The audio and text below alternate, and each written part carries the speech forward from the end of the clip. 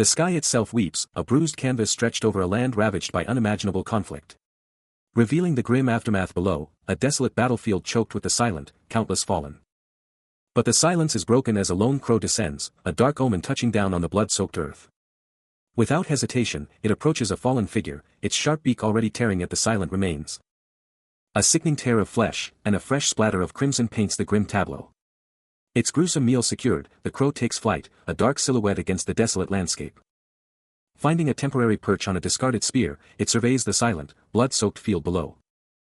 The battlefield remains a chilling testament to the brutal conflict, a silent sea of bodies stretching endlessly into the distance. A lone crow, a harbinger of death, surveys the absolute devastation, its gaze piercing through the silence of the fallen. The sheer scale of the carnage unfolds beneath its predatory stare, a chilling monument to countless lives extinguished. From its vantage point on a shattered spear, the crow spots a figure, seemingly lifeless, amidst the debris. But then, a guttural cough rips through the stillness, as Gula jolts awake, blood already on her lips. She fights to get up, her eyes scanning the devastation and the fallen bodies, spotting even the unconscious Jehoseol among them. Her eyes blaze with pure rage, a single, burning thought consuming her, those bastards. Pushing herself upright, Gula takes in the sheer scale of the destruction, a chilling question forming in her mind, I can't have slept for that long.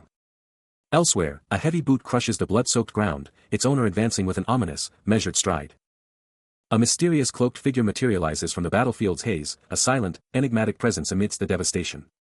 A mysterious hooded figure emerges from the shadows, surveying the absolute devastation of the battlefield. They scan the carnage, their eyes locking onto a fallen warrior in gleaming golden armor, a chilling thought cutting through the silence, unbelievable. I'm not the only one who made it out of this bloodbath alive. Meanwhile, Gula, a splash of pink amidst the gray, sits amidst the wreckage, her eyes narrowing as she identifies the armored warrior. So, Arthur, is it? Arthur, battered and broken, fights to get words out, desperately telling Phantom Spear Gwi Chong to hang in there, then, with a grimace, he acknowledges Gula, yeah, they mentioned you made it out alive, too. His once pristine golden armor is now a testament to the brutal battle, scarred and broken. The mysterious figure closes in, a hand reaching out to Arthur, the air crackling with unspoken intent. An otherworldly glow surrounds the hooded figure as they loom over the now kneeling Arthur, a chilling reminder of a promise fulfilled. Then, the cryptic question drops, what do you desire? Arthur's face contorts in pure terror, a choked gasp tearing from his throat, as the hooded figure's chilling query echoes, you seek revival? Unfazed, the hooded figure's voice remains eerily calm, yet demanding, no. Then tell me, what is it you truly desire? Arthur, battered and broken, tries to force out a word. While the enigmatic hooded figure stares down, their eyes burning with an otherworldly glow. A chilling judgment rings out across the ravaged landscape, implying Arthur's fate was sealed by his own shortcomings. Down in the wreckage, Arthur's mind flashes back, every brutal moment replaying, even as he fights to stay lucid. His battered form tells the story of a savage fight, every injury a stark reminder.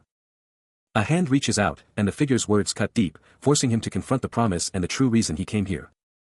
The hooded figure looms, their starry cloak swirling, dropping a cold truth, feelings are for the weak, and true freedom is an impossible quest. Arthur's face contorts in pure terror, the figure's words and his own past slamming into him. He's utterly paralyzed, caught in a nightmare he can't escape. Amidst a desolate, rain-soaked wasteland, Gula is on her knees, a profound sorrow etched across her face.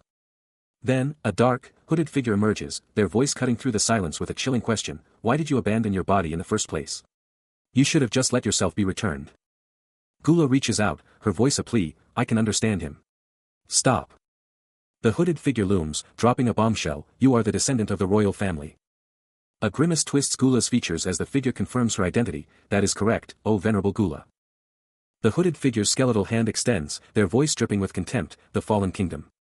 The decayed world. He's just a tool. He couldn't even save himself. What could possibly drive him to madness?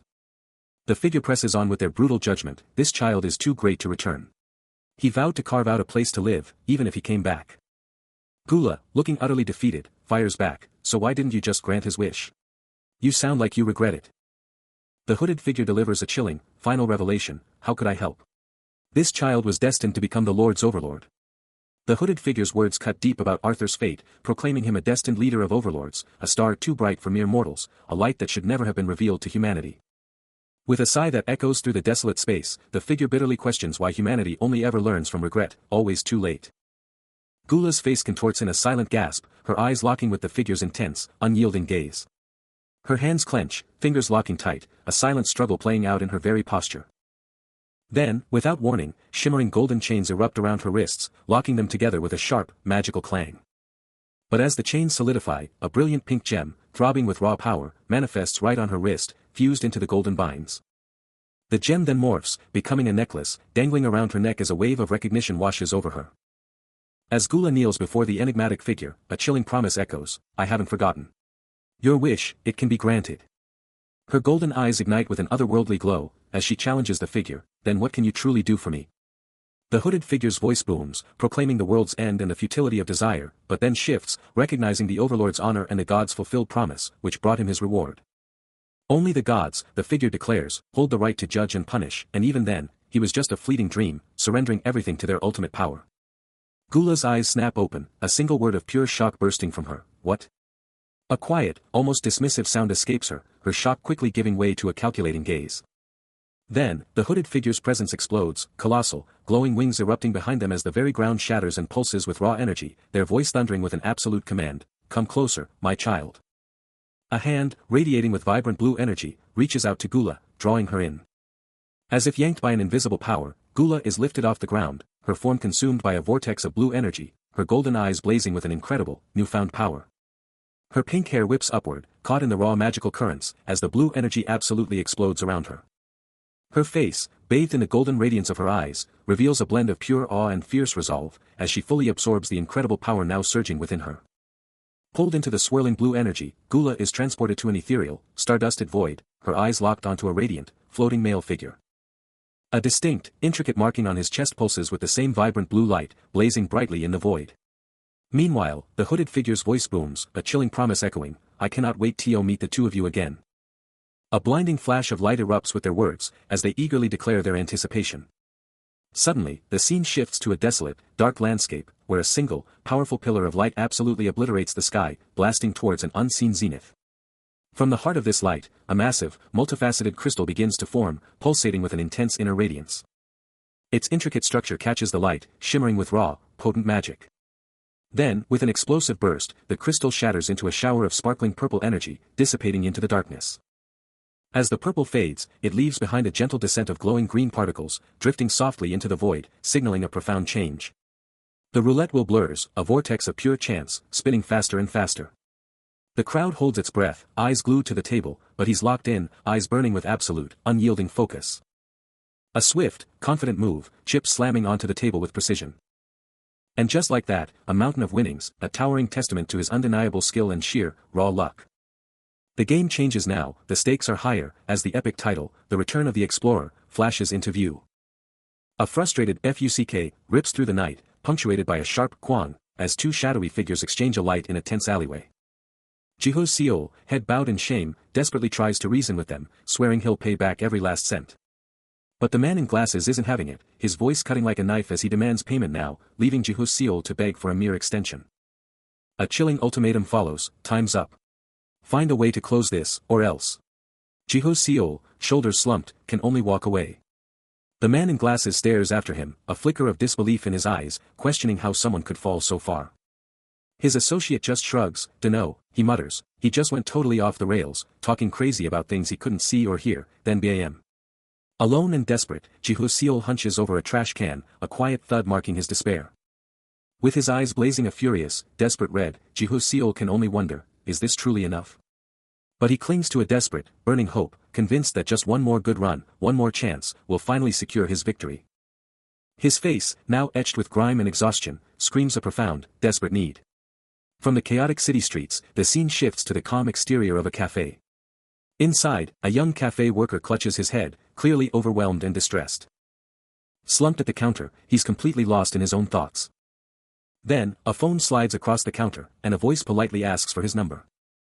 An apologetic look crosses the female cafe worker's face as she delivers the crushing news. A long, defeated sigh escapes the young man. Yu Xianhua is laser-focused, scoring an item with precision, racking up points for its form and undeniable visual impact. She holds up the garment, and boom, another point for the clothes. But then, her calm shatters. She snaps at the others, shouting that they absolutely cannot do that. A locker door slams shut with a loud, echoing "SPA King." Then Xianhua turns, starting her greeting, a welcome, on her lips. But her face instantly twists into shock and distress as she finishes the word, me, now loaded with unspoken bad news. Just then, Jiho-seol casually walks into the cafe, totally oblivious to the brewing storm. He walks right up to the counter, and with zero fuss, just orders one Americano. Grabbing his drink, he just chills at a table, leaving the cafe's unspoken tension hanging heavy in the air. Still processing the shock, Yu Xianhua can only manage a strained whisper, a desperate reminder about their pay-in-advance rule. But as Jiho-seol takes his seat, she snaps back to reality, declaring, she'll take care of his coffee herself.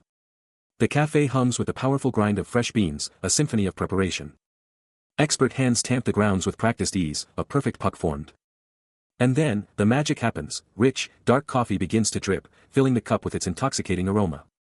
The masterpiece complete, she presents it, a simple, here's your coffee, masking her inner turmoil. Jiho-seol's gaze meets hers, a flicker of something unreadable in his eyes, as he takes the steaming cup. Then, a curveball, he asks for the receipt, eliciting a stunned receipt from her, her eyes widening in disbelief. But before she can react, Jiho-seol points wildly into his cup, his face contorted in alarm, shouting that there's a sub in his coffee. Still reeling from the previous encounter, Yu Xianhua clutches the coffee cup, her mind racing as she mutters, no way, there's no way I'm imagining this, sir. Meanwhile, Jiho-seol's frustration boils over, his voice sharp as he challenges her, are you trying to tell me that I'm a liar? Her eyes widen in disbelief, Yu Xianhua can only stammer, that's. Before a gentle tap on her shoulder breaks her trance, revealing Jiho-seol standing calmly beside her. The two now seated at a small table in the cafe. As Yu Xianhua, now behind the counter, asks him, what are you doing? He holds out his hand, a playful glint in his eyes, proposing, asking for emotional damage compensation. Her expression shifts from confusion to utter shock as she exclaims, what? He lays it out, a serious problem on his hands, totally blindsided by finding a sub in his coffee. Yu Xianhua quickly apologizes for scaring him, but she's completely lost on what he means by sub. But Jiho-seol isn't having it, cutting her off cold to ask how she's gonna make things right. Her face contorts in pure shock, distress flooding her features. She's still totally stunned, letting out nothing but a confused, huh. Sitting down, Jiho-seol drops a bombshell, reminding her she sent him cash back when he was studying overseas. He pushes, is that all you remember, doubling down on the money he sent her from abroad. A phone screen flashes a will you transfer prompt as a slight chuckle escapes him. Then, a clear cling rings out from his pocket, now noticeably bulging. He's locked onto his phone, a tense gulp escaping him as the numbers hit him. 2,000,001 flashes on the screen, and he can't believe it, yelling, 2,000,001. Is this seriously it? Yu Xianhua tries to shut him down, claiming she's got nothing left to say, but he's not having it, snapping, "Hey." Her eyes practically pop out, completely blindsided by his sudden outburst. He's in her face now, demanding, are you seriously messing with me? She's totally lost, just managing a stunned, what? His head drops, a raw, desperate energy radiating from him as he explodes, I've been holding it all in, and you're gonna treat me like some bum? Her jaw drops, pure disbelief etched across her face. He presses on, his voice a mix of anger and hurt, you like living like this? I sent you money when you were overseas, out of my own pocket. Just a little. Now you just transfer some back. Then, in a shocking move, he rips up his shirt, exposing his midsection in a silent, powerful statement. Jiho-seol dramatically lifts his shirt, exposing his midsection, and a shocked voice demands to know what could have possibly led him to this state. With a face contorted in anguish and confusion, he can only manage a single, choked-out word in response. Tears streaming down her face, Yu Xianhua's voice cracks with betrayal, as she reminds him he was the one person he had placed all his trust in. A cold fury washes over his face, as he points the finger directly at her, a bitter memory surfacing of her at a computer, the money he poured into her life never bringing her joy. A nostalgic glow washes over a cherished memory, revealing them side by side, beaming, in a past where their bond was unbreakable. His eyes drop, burdened by an unbearable sadness, as he questions how she can possibly look at him with such coldness now, after everything they've been through. His jaw tightens, a guttural sound tearing from his throat, as his rage reaches a fever pitch. In a primal roar, his eyes ignite with a terrifying, blood-red glow. Jiho unleashes his ultimate, desperate cry, if only I don't lose you. He used to be just a kid, walking away from everything, convinced he had absolutely no powers whatsoever. But now, his eyes blaze with power as he concentrates, thinking, what if I just focus on my eyes? The world around him explodes with color, as organisms and objects alike are suddenly lit up with vibrant green lights, an insane, ethereal glow pouring from everything. He keeps moving, the bus speeding him along. He spots a pride of resting lion-like beasts, realizing nothing changes if he's directly involved with those green lights. But then, a colossal paw slams onto a rock with a heavy thud, and he's hit with a new realization. A majestic lion looms large on a rocky outcrop, its presence absolutely commanding. Jiho-seol's eyes blaze with power as he declares, if I was involved with things without the lights, the color is, his entire perception of reality is shifting. He was always different, even as a kid, but he had no idea why. Back then, more often than not, something bad was always going down. Basically, he had less than a 50% chance of anything good happening. To really test this weird power, he hit up the casino. He swallowed hard, the pressure of the stakes getting real. But for the first year of this crazy experiment, Lady Luck was totally on his team. The ball spun, clicking into place. Consistently hitting his numbers. A crazy streak of impossible luck. Even as a kid, Jiho-seol was feeling that electric buzz, that wow factor, like something incredible was always just around the corner. Fast forward, and that wow turned into cold, hard cash. He hit the casino with a measly 100,000 won, and in just 2 days, he was sitting on a cool 5 million won. He was absolutely swimming in it, totally blinded by the cash. And it wasn't just a one-off. Days bled into weeks, weeks into months, and he was just raking in an endless stream of money, like the universe itself was handing him winning tickets. But this wasn't some free ride to Easy Street. The constant grind of using his power started to take its toll, leaving him utterly drained and just wanting to disappear. The more he pushed his ability, the worse it got. He was slammed with crushing migraines and couldn't catch a wink of sleep. That awesome green light, his secret weapon, it started to dim, getting weaker and weaker, barely a flicker of its former glory. Now, he had to strain for minutes, just to get a tiny, faint glow to appear. Then, out of nowhere, after a brutal sickness, he was just done. Lying there, completely wiped out. His luck. Gone. The game. Totally over. But the truth was, he was already hooked, his face twisting in a desperate grimace as he clawed at his own skin. A figure, once close, turned her back. Walking away and taking everything he had left with her.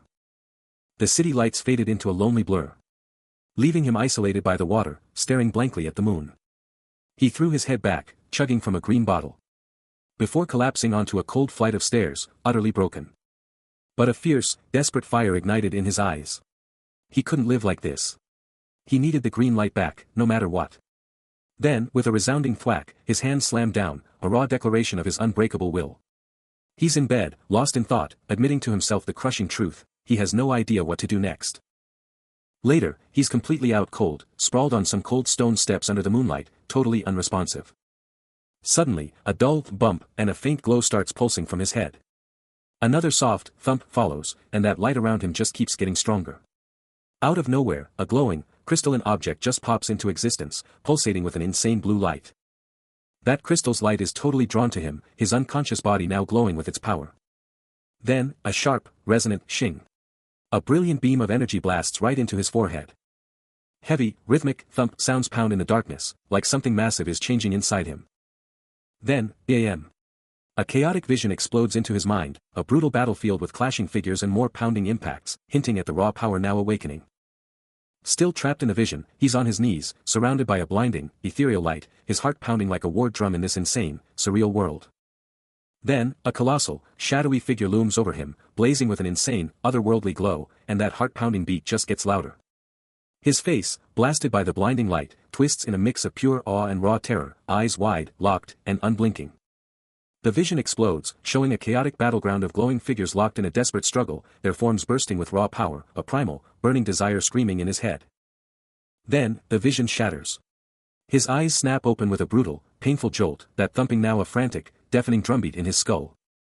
He's back. Slumped on a cold stone staircase, gasping for air, his whole body shaking from the brutal return to reality. Sweat pours down his forehead, his breath coming in ragged, desperate gasps as he tries to make sense of the insane experience. A searing, blinding pain explodes behind his eyes, forcing him to clutch his head, that relentless thumping threatening to literally split his skull.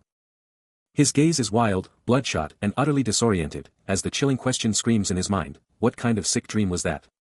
Just snapped awake from that nightmare vision, Jiho-seol is a wreck. He's lighting up a cigarette, tears streaming, a chilling thought echoing in his mind, he had an ability, but now, what happened? He takes a deep drag, exhaling slowly, trying to process the chaos in his head and the agony in his chest.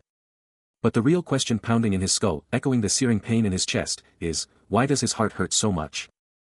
He's slumped on the ground, but his eyes are blazing, a raw, furious question tearing from him, what did you do to me, you bastard? The pain just keeps getting worse, forcing him to curl up, clutching his head like it's about to explode.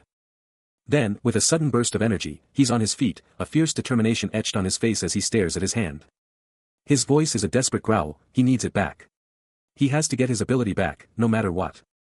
He's ripping at his jacket, a frantic search, his eyes wide with pure, unadulterated horror as he realizes the truth. His jacket tears open, but there's nothing there, and his eyes blaze with furious red energy as the horrifying truth slams into him. He doesn't have it anymore.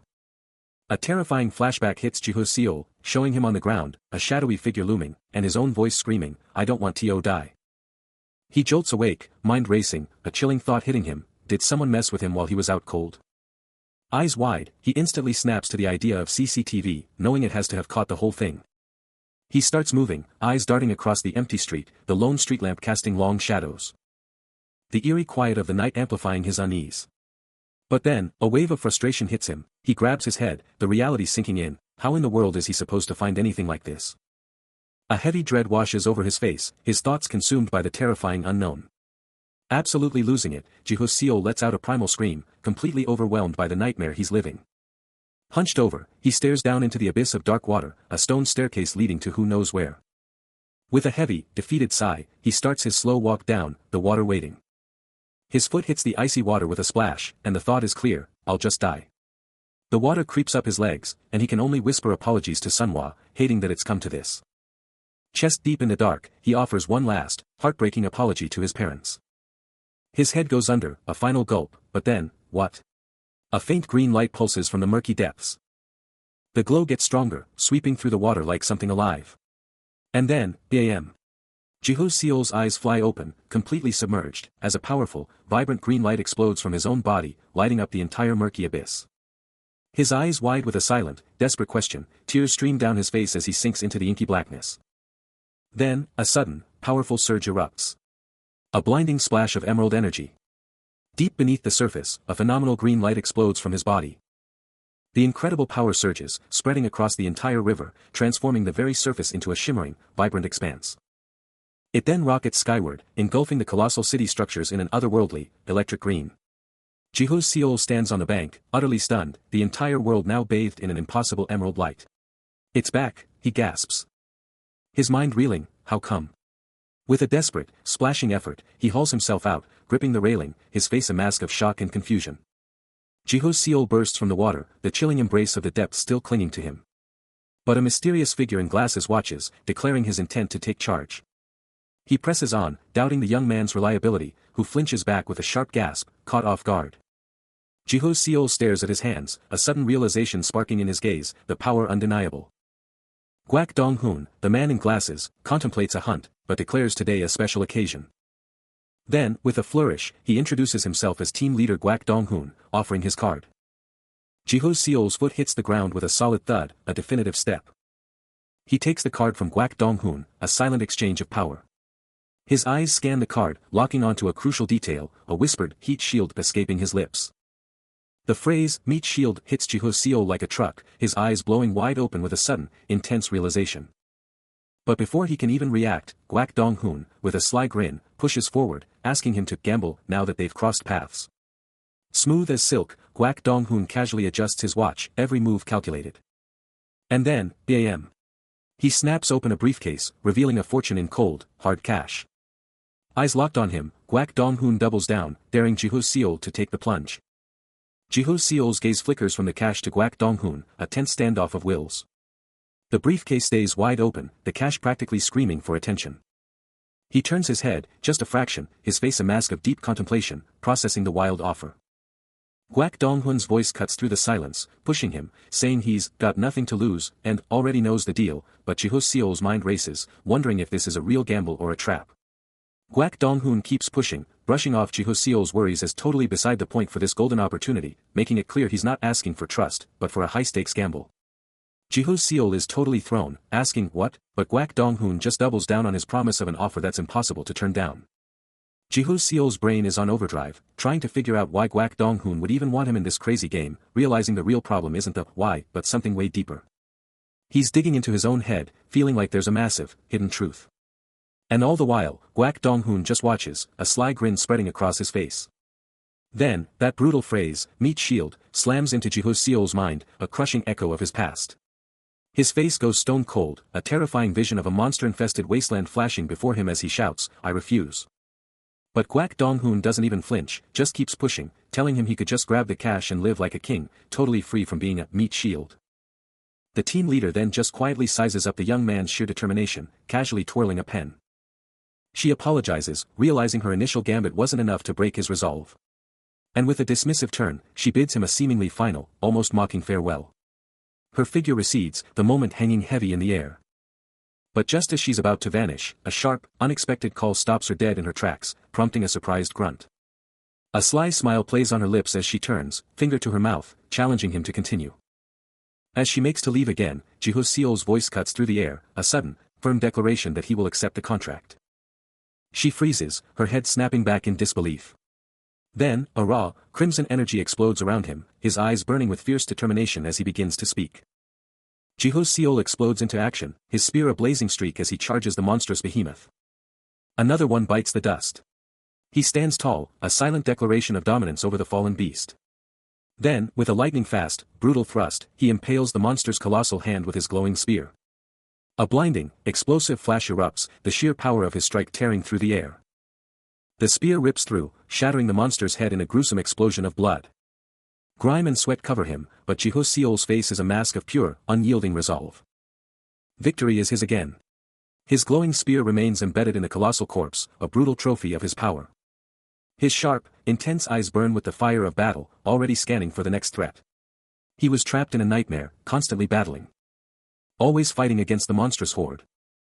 Struggling desperately until the very end. A fight that always concluded with his demise. In those final, fleeting moments, he would always make a desperate plea to a mysterious, cloaked figure. Begging for a chance to start anew. If only he had possessed the necessary ability back then, he mused, as a single tear escaped his closed eye, reflecting the faint glow of a mystical crystal. But the dream always ended with his first encounter with that enigmatic deity, a memory that seemed to resonate with a woman in glasses, her expression thoughtful as she looked down. She pondered the implications of the second coming of gluttony, considering it an invitation, another chance, a new reality. Her voice cutting through the line, the woman with glasses hits him with a harsh truth, "You're already from the past." But Jiho Seol fires back, declaring it's not true and that he's stronger than anyone. She's not buying it, demanding to know if this ability is truly his, or if it came with that crystal that just showed up. Her voice sharpens, cutting straight to the point, "What are you going to do?" He brushes it off as not important, but she's not letting it go, echoing his words with pure disbelief. She pushes harder, asking if he truly understands the massive difference between a contract and an invitation. Jiho Seol fires back, pointing out the obvious, an invitation is clearly better than a contract. He lays down a stark warning, it's going to be incredibly difficult for her if she doesn't agree. Finally, she reveals her hand, proposing he give up a piece of his precious ability, claiming it's not a bad deal at all. He's locked onto her, a single word of pure disbelief ripping from his throat. The mystery woman. Her name is Shin Seo, and the game just changed. The name hits him like a truck, and he echoes it, a storm of questions brewing. He's pointing, he's furious, and he's demanding answers about his contract. Shin Seo, cool as ice, just drops the bomb, "They're one of them." His jaw drops, pure shock on his face, as he remembers her harsh words from before. She pivots, then faces him again, dropping the truth bomb, no lies, just no provision for invitations for him. Shin Seo lets out a frustrated sigh and just walks off, her hand falling to her side with a dismissive gesture.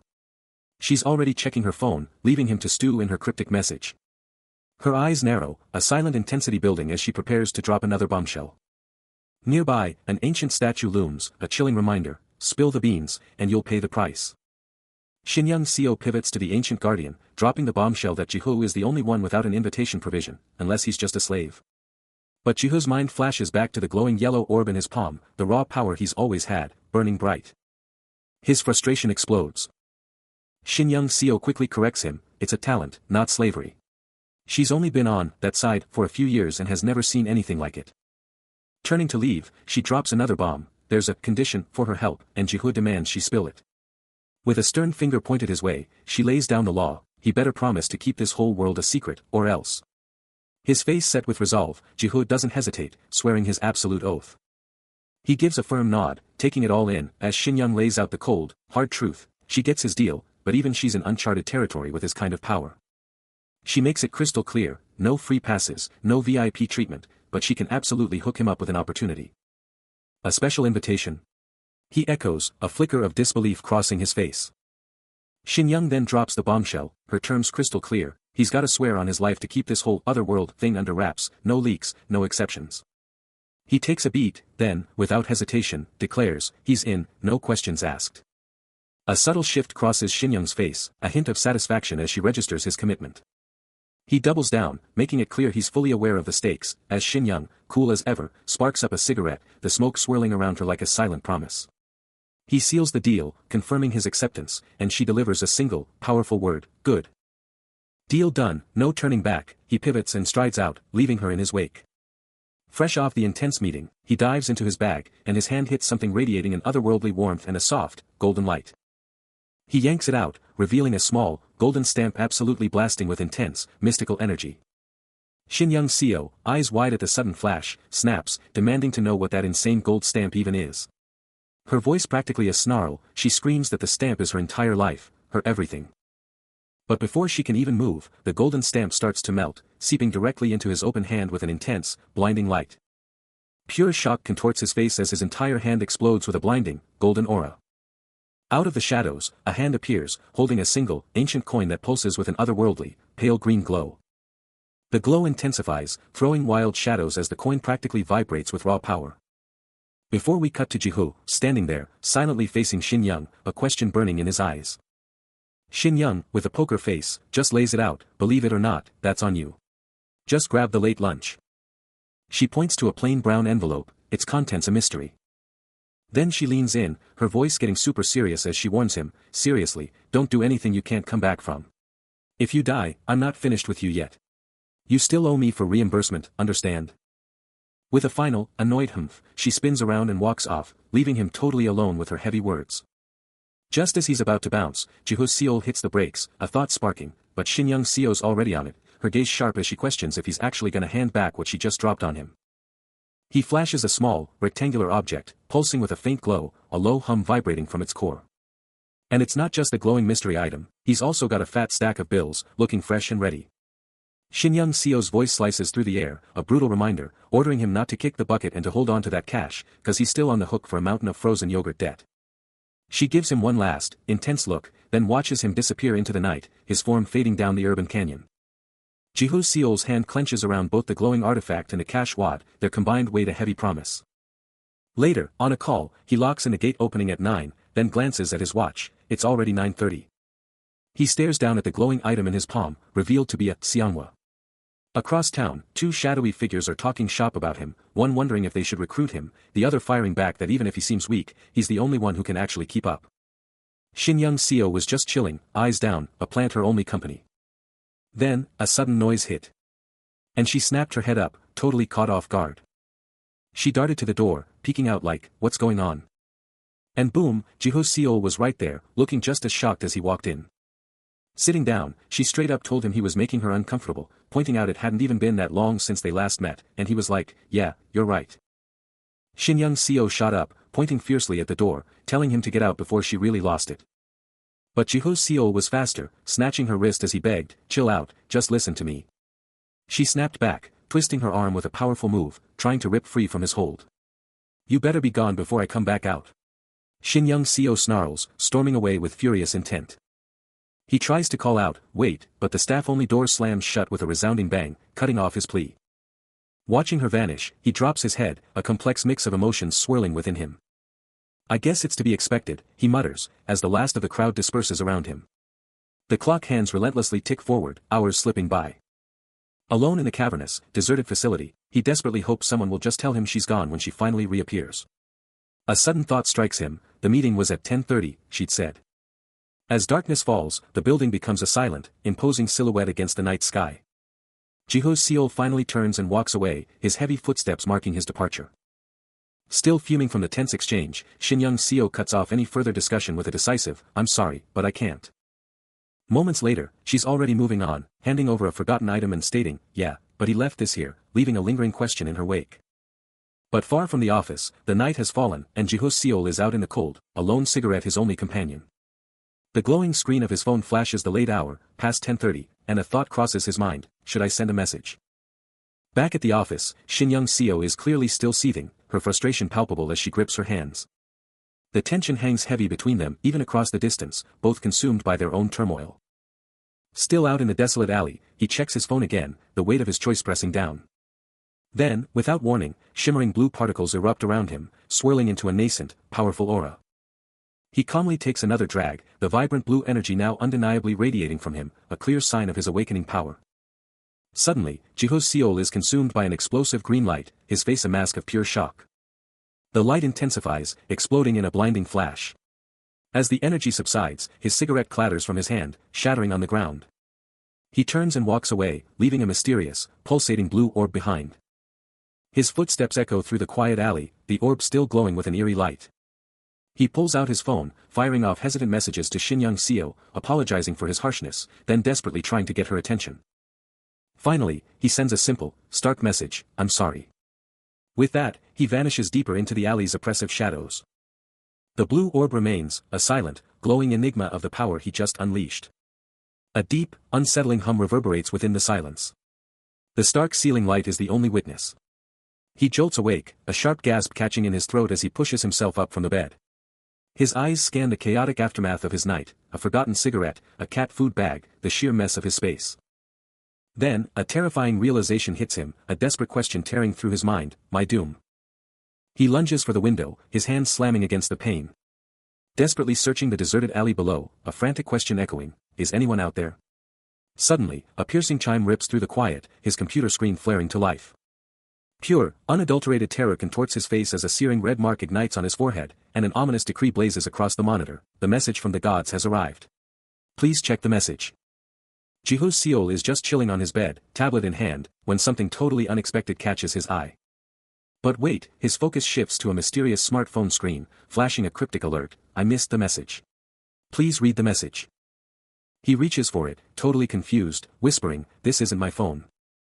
But curiosity gets the best of him, and his finger taps the screen, kicking off something wild.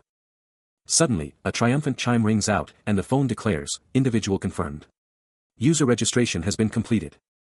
One more tap, and the next big reveal is here. A message from a guide drops a bombshell: get to Paradise High School auditorium in just 45 seconds, and there's even a map to help him out.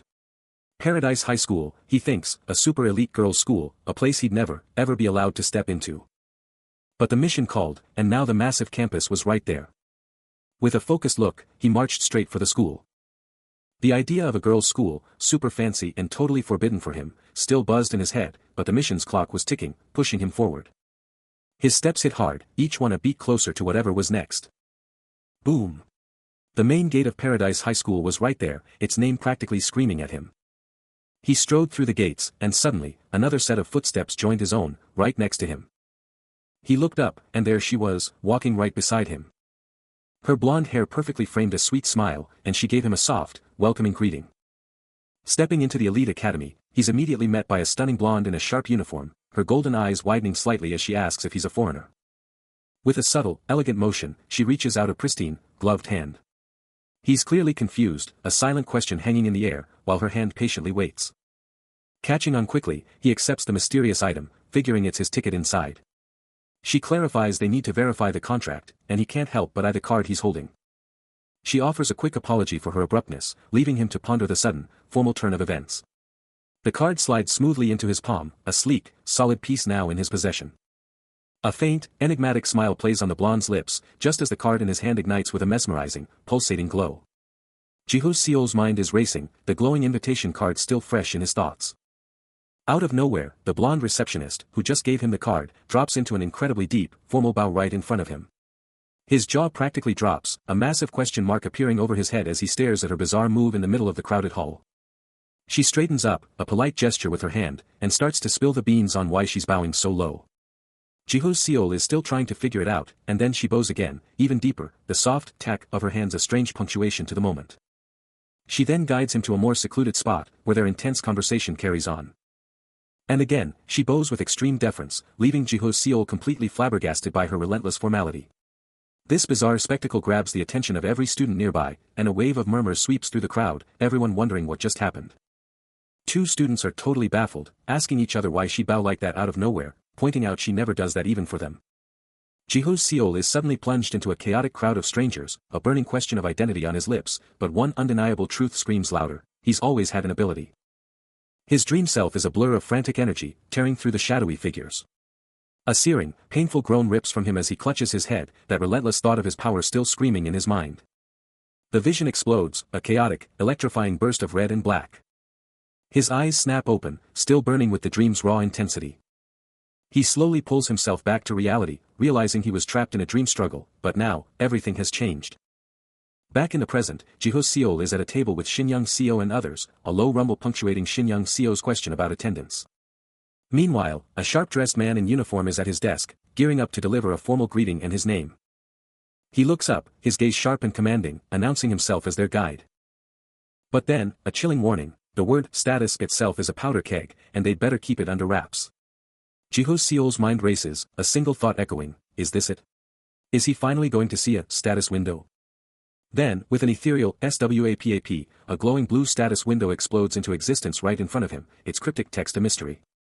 A wave of SHHs and OHs sweeps the room, as everyone stares, utterly stunned by the impossible sight. Is everyone seeing this? Jiho Seol can only wonder, as Shin-young Seo, eyes wide, demands to know if he has an ability. A stern-faced official cuts through the tension, declaring, humans aren't born with powers, and they certainly don't just know about them. Jiho Seol's mind reels, a single, unsettling question burning: is it really normal to be without one? Just as he questions everything, a second, even more baffling status window materializes, dropping a bombshell: then why have two? Paradise High School Auditorium, get ready for the next big thing. Inside, Jiho Seol is feeling that power surge again, his hand literally glowing as he processes what his ability means for everything. Back at the office, team leader Gwak Dong-hoon is laying down the law, saying there's no way they're letting anyone else get their hands on the Phantom Spear, and with the Paradise High School Auditorium event kicking off, they're going to snatch it up ASAP. Shin-young Seo, right there with him, doubles down, stressing they absolutely cannot let the Phantom Spear get messed up again, it's a race against time to lock it down. Later, Shin-young Seo is at the front desk, grilling the blonde receptionist about the status, demanding to know if it's been activated yet. The receptionist confirms it's a go, and Shin-young Seo's face just drops with worry. The event's on. Gwak Dong-hoon's eyes lock onto the legendary Phantom Spear, glowing with raw power. He and Shin-young Seo, with their cap-wearing associate, are already strategizing, confirming this Phantom Spear is the real deal, the GWI-chan. A hand shoots out, reaching for the power. The spear explodes with light, its energy going critical. Gwak Dong-hoon and his associate are locked in intense discussion, all about that Phantom Spear. Shin-young Seo watches as Gwak Dong-hoon grins, ready for the treat this whole thing promises. Elsewhere, a cop's on the comms, reporting 2 individuals with silver armbands are on site. A second officer, monocle glinting, grins, eager to guide this time.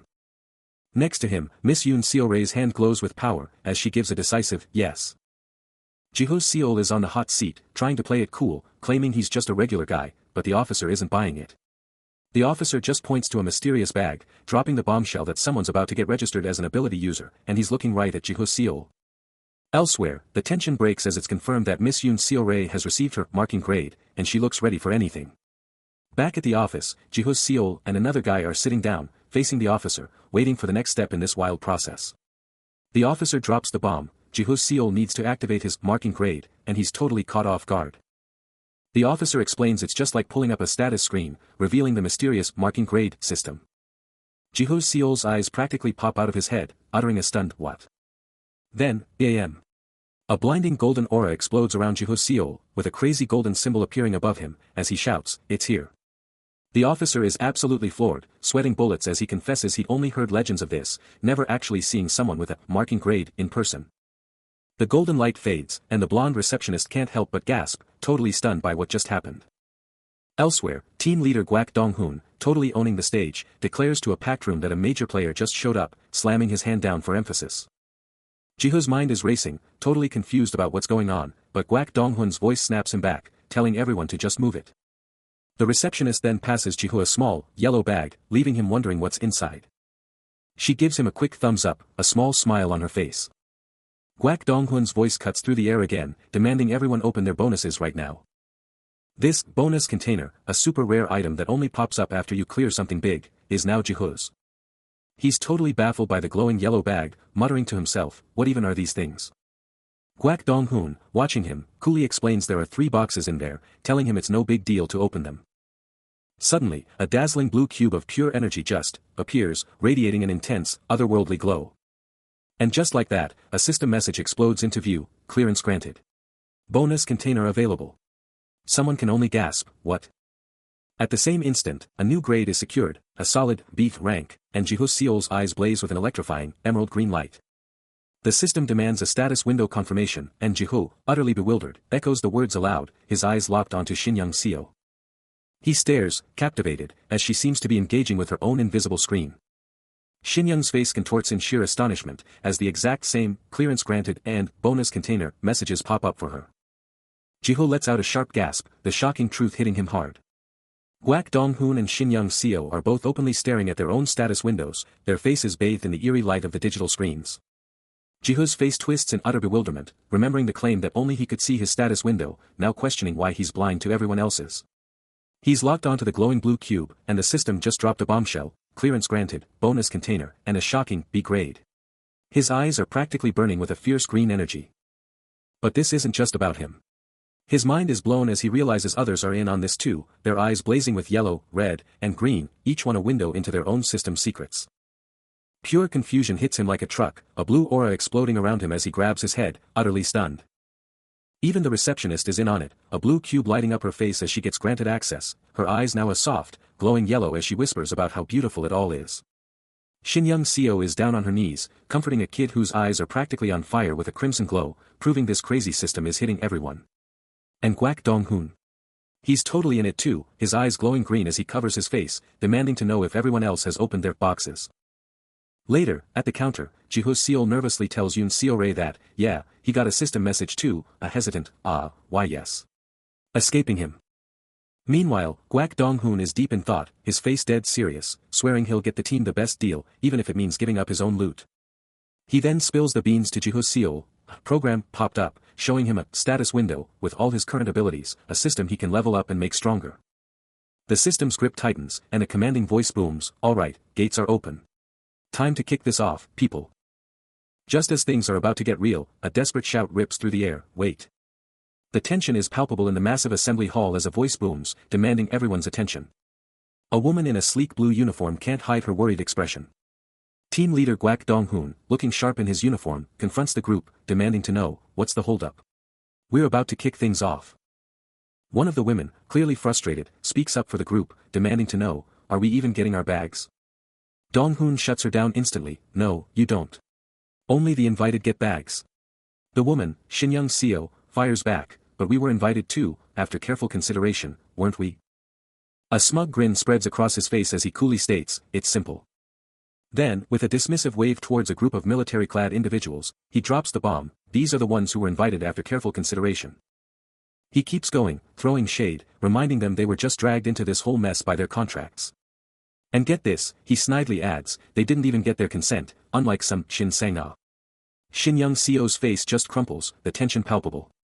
With a flick of his wrist, Guak Dong-hoon just brushes them off, assuming they've got some excuse, but clearly, he doesn't care.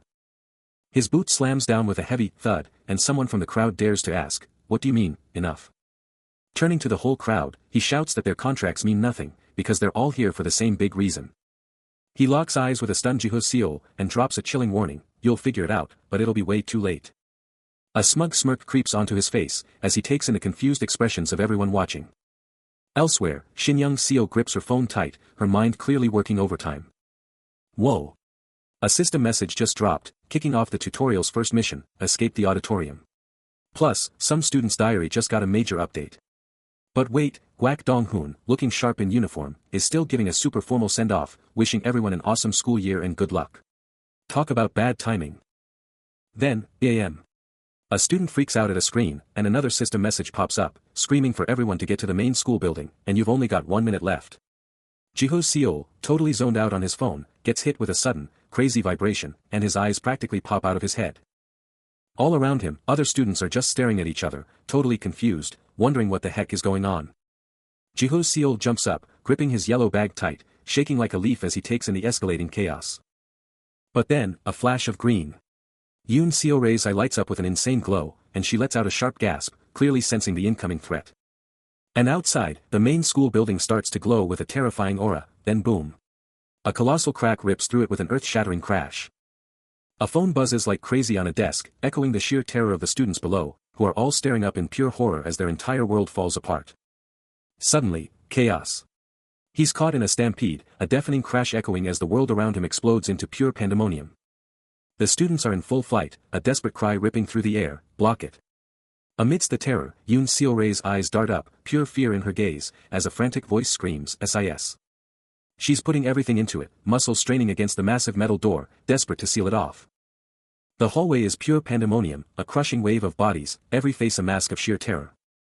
A desperate huddle of guys, led by the one in the green beanie, are practically tackling the door, fighting to keep it shut against whatever's trying to get in. With a primal scream, the green beanie student bellows, "Block the door." Out of nowhere, a monstrous, shadowy hand explodes forward, absolutely decimating Jiho Seol and sending him rocketing backward, his scream tearing through the air. He barely catches himself, but before he can even process the attack, a chilling system message slams into reality, declaring the brutal truth: main mission, escape the auditorium. He's now the reluctant leader, facing a horde of terrified students, all staring at the impossible task ahead. A chilling system window pops up right in front of Jiho Seol, revealing a diary of a certain student entry that drops a bombshell. They blocked the only exit, trapping themselves inside. The truth hits the students like a truck, a collective HUH echoing through the room as a deep rumble shakes everything, making them realize they're totally trapped. Still totally freaked out, Gwak Dong-hoon, Yoon Seo-rae, and another student are bug-eyed, one of them barely whispering if the monster is actually gone. Massive relief floods the crowd. Yoon Seo-rae lets out a huge phew as everyone realizes the monster is actually gone, giving them a much-needed break from the nightmare. Jiho Seol finally lets out a breath he didn't know he was holding, thinking he was about to die, when suddenly two other students snap their attention to a white-haired guy, one of them yelling, "Hey you." The white-haired student, with a cool flick of his head, turns around, a cocky smirk already forming. But that smirk vanishes fast, as he points to himself, totally surprised, like, "Me?" Before he can even blink, another student snatches him by the collar, yelling, "What?" as a finger jabs accusingly at the ground. The auditorium stage is totally empty, the Korean flag hanging there, and that blocked door is just a giant reminder of how screwed they are. The white-haired student, phone light cutting through the gloom, drops a bombshell. He's always had an ability. Leaning against a stark wall, he's deep in thought, the tension palpable. But the quiet is shattered when a voice demands to know who he is, and Gwak Dong-hoon steps up, declaring himself the team leader of the auditorium diary. The white-haired student, clearly suspicious, challenges Dong-hoon's motives, but the team leader quickly reassures him, insisting he's just there to lend a hand. But the white-haired student just shrugs it off, turning his back and walking away, leaving Dong-hoon utterly bewildered. Dong-hoon explodes in fury at the student's dismissal, vowing to go his own way, and it takes multiple people to hold him back from the escalating chaos. Completely ignoring the uproar, the white-haired student just keeps walking, clearly annoyed by the whole scene. Back in the crowd, a woman unleashes a furious rant, demanding to know why anyone would trust someone like him. She's absolutely livid, screaming about the innocent lives at stake, especially the women and children trapped right there. Jiho Seol lets out a sharp, dismissive sound, his face a mask of pure irritation. Meanwhile, Shin-young Seo, Gwak Dong-hoon, and a young child stand together, their faces grim, watching everything go down. They're not alone, a whole crowd of students stands with them, all staring at Jiho Seol, clearly not happy with his attitude. Jiho Seol just scoffs again, his voice dripping with disdain, "We've got enough people to protect. What more do you want from me?"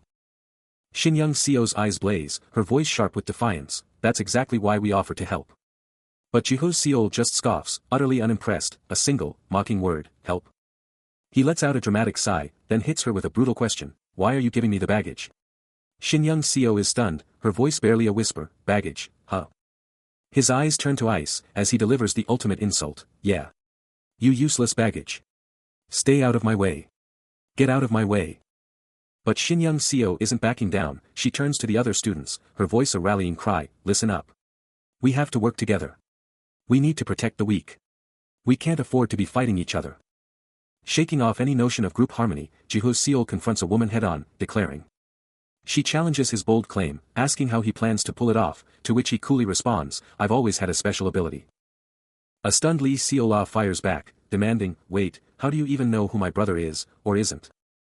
He just smirks, brushing off her question, as her brother chimes in, "Yeah, these two got special invites." Then, sweeping his gaze over the rest of the crowd, he scoffs, "The rest of you? Just contract fodder." Lee Seola's eyes narrow, a furious, "You," escaping her lips. But Jiho Seol just grins, pivoting to another person and challenging, "Alright, what about you, huh?" He turns and strides off, leaving a contemplative Lee Seola behind. With Lee Seola's brother and another ally by his side, Jiho Seo lays down the law, "Get this straight, this tutorial? You're only joining if I pick you." His eyes narrow, and you can practically feel the power simmering beneath the surface. But a woman cries out, begging for help, trying to shield the others from whatever is coming. But Jiho Seol isn't listening, or maybe he just doesn't care, his face locked in an intense, unyielding stare. Then, with a low hum, his eyes ignite with an electrifying green glow, radiating raw power. And that green light just explodes outwards, engulfing the entire crowd in its mysterious, powerful aura. Suddenly, a system pops up, labeling one, green, C, and another guy, eyes blazing orange, gets tagged, orange, B. What is happening? The terrified woman is just NO color, D, but Jiho Seol's eyes? They're now a terrifying, pulsing red, marked red, A. He gasps, a drop of blood escaping him, as the power surges, pushing him to his limits. His hair and eyes are now a blazing crimson, a terrifying red aura exploding around him, and the system screams, "Recommended TO retreat immediately." This is insane. Suddenly, a massive rumble shakes everything, sending shockwaves of confusion through the entire crowd. The very ground starts to violently shake, throwing everyone off balance and igniting pure chaos. In the middle of this madness, Jiho Seo locks eyes with a rugged man wearing a bandana, desperately trying to figure out what the heck is going on. Then, with a powerful shout, he screams for everyone to run. The entire crowd explodes into a terrified stampede, and Jiho Seo is right there, caught in the frantic escape. Meanwhile, the bandana guy, Shin Young Seo, and Yoon Seo Rae are just barely out of the crush, watching the whole insane scene with worried faces. With the ground still shaking, a foot slams down, pushing hard through the absolute mess. He stumbles, losing his footing completely. Collapsing onto the wooden floor as a young woman rushes to his side. She offers a hand, her concern evident, and he accepts her help to rise. Suddenly, the ground beneath them shatters with explosive force, sending debris flying. From the newly formed chasm, dark, sinuous tendrils writhe and stretch into the air, capturing their stunned attention. Jiho stares down at the unsettling sight, questioning the nature of the bizarre emergence. Deciding against further investigation, he and Lee Seola agree to retreat from the unfolding mystery. As they turn, a menacing, crimson hook-like object emerges fully from the depths. He hits the dirt, a guttural cry torn from his throat as the sinister black tendrils coil around him. And the terrifying crimson hook-like entity fully breaches the surface. Without warning, an invisible impact slams into him, throwing him back with brutal force. Leaving him sprawled helplessly on the shattered earth. Lee Seola, his companion, lunges forward, screaming his name. Her eyes wide with absolute horror at the escalating nightmare. Then, a deafening blast rips through the air. And she's hurled backward, shoes ripped from her feet as she crashes down.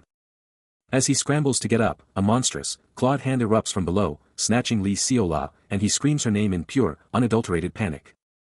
The ground ripped open, and Jiho Seol and Lee Seola were in a full-blown sprint, but Gwak Dong-hoon and Shin Young Seo were already shouting, "The kid and Seo Rae are over there." But it was too late. A monstrous grip seized Lee Seola's legs, yanking her violently into the abyss. Jiho Seol hit the dirt, helpless, screaming, "Seola," as she vanished before his eyes. The crowd erupted in a terrified buzz, their faces frozen in pure horror. Jiho Seol, still on the ground, glared at the paralyzed crowd, his voice raw with desperation, "Don't just stand there. Help us." Gwak Dong-hoon, Shin Young Seo, and the rest just gawked, frozen by terror and indecision. The horror was too much. Shin Young Seo bolted, leaving everyone behind. Gwak Dong-hoon stayed, his face a mask of agony, a terrifying thought echoing in his head, "Isn't it already too late?" But from the rubble, Jiho Seol, despite the chaos, ignited with a fierce, unyielding resolve. Lee Seola is getting dragged into the abyss, screaming for help, and Jiho Seol is on the ground, reaching, but it's too late. He glares at the paralyzed crowd, a frustrated tch ripping from him, then his eyes lock onto the chasm with fierce determination. Suddenly, a spectral spear forms in his grip, pulsing with raw energy, a powerful beat echoing its arrival. He blasts off, ignoring the terrified screams, a red-hot blur straight for the dark abyss. No hesitation. He leaps into the chasm, his foot hitting a sickening pool of blood on the way down. The jagged earth screams past him, swallowing him into the terrifying unknown. He hits with a sickening thud, not on rock, but on a horrifying pile of bodies. Pure horror floods him as he spots a familiar face among the fallen, and above, the crowd stares down, their faces frozen in terror. Among the mangled forms, Lee Seola's brother lies lifeless, a chilling testament to the chasm's brutal hunger. A body just drops into the chasm with a sickening thud, vanishing into the abyss. But Jiho Seol is already sprinting, his voice raw as he screams, "Nuna." The desperate search is already taking its toll. He rips off his shoe, revealing a foot already gushing blood, the chasm's brutal reality setting in. Up top, the full horror of the situation hits everyone like a truck. Jiho Seol and the others are absolutely stunned, their faces a mask of pure shock and dread. Down in the dark pit, the bloodied form of Lee Seola lies absolutely motionless, a chilling testament to the chasm's deadly grip. Guak Dong-hoon, Shin Young-seo, and the blonde receptionist stare down with absolute dread, the crushing weight of the tragedy hitting them hard. Then, a guttural, blood-curdling scream rips through the air from the depths, as a monstrous, emaciated creature with terrifying glowing red eyes bursts from the shadows. It looms over the pile of fallen bodies, its skeletal form a terrifying silhouette against the darkness, its glowing eyes burning into the horrified faces above. The creature's face, a grotesque nightmare of razor-sharp teeth and twisted features, is pure, unadulterated terror staring back. The scene is pure horror, blood and broken glass everywhere, a foot crunching down into the gruesome mess. Above, a collective scream of pure terror erupts, as Guak Dong-hoon, Shin Young-seo, and another man are absolutely paralyzed with fear by the unfolding nightmare. Nowhere is safe. The monster's skeletal hand is already reaching into a tiny closet, its bony fingers closing in on a terrified woman in a blue hoodie, who's shaking like a leaf. The creature just stands there, a chilling monument of carnage, its very presence a terrifying reminder of the death and fear it's unleashed on these trapped souls.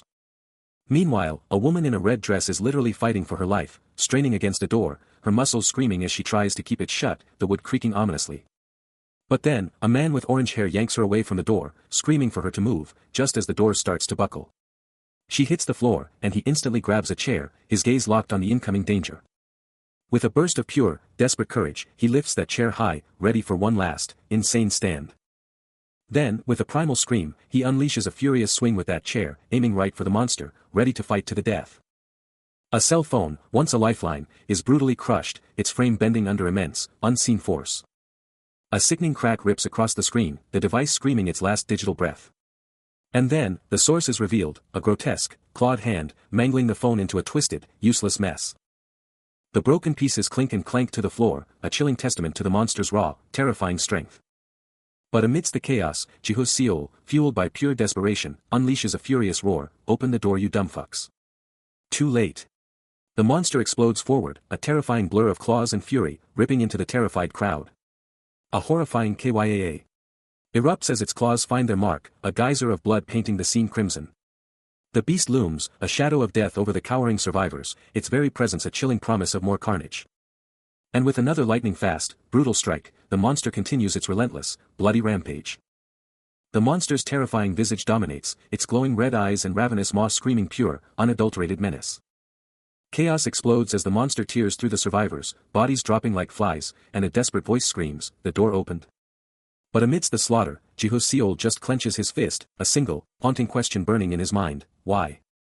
His eyes, however, are eerily calm, a chilling composure washing over him as he asks himself, why am I so calm? With the monster still tearing through everything behind him, Jiho takes a decisive step, a powerful truth hitting him, he's always had an ability. His steps are deliberate. His hand snaps to a weapon, a defiant refusal to stand by. No. His determination solidifies, a fierce certainty burning within him, the answer is already out there, waiting for him to seize it. He tightens his grip on the spear, fully prepared to unleash his power.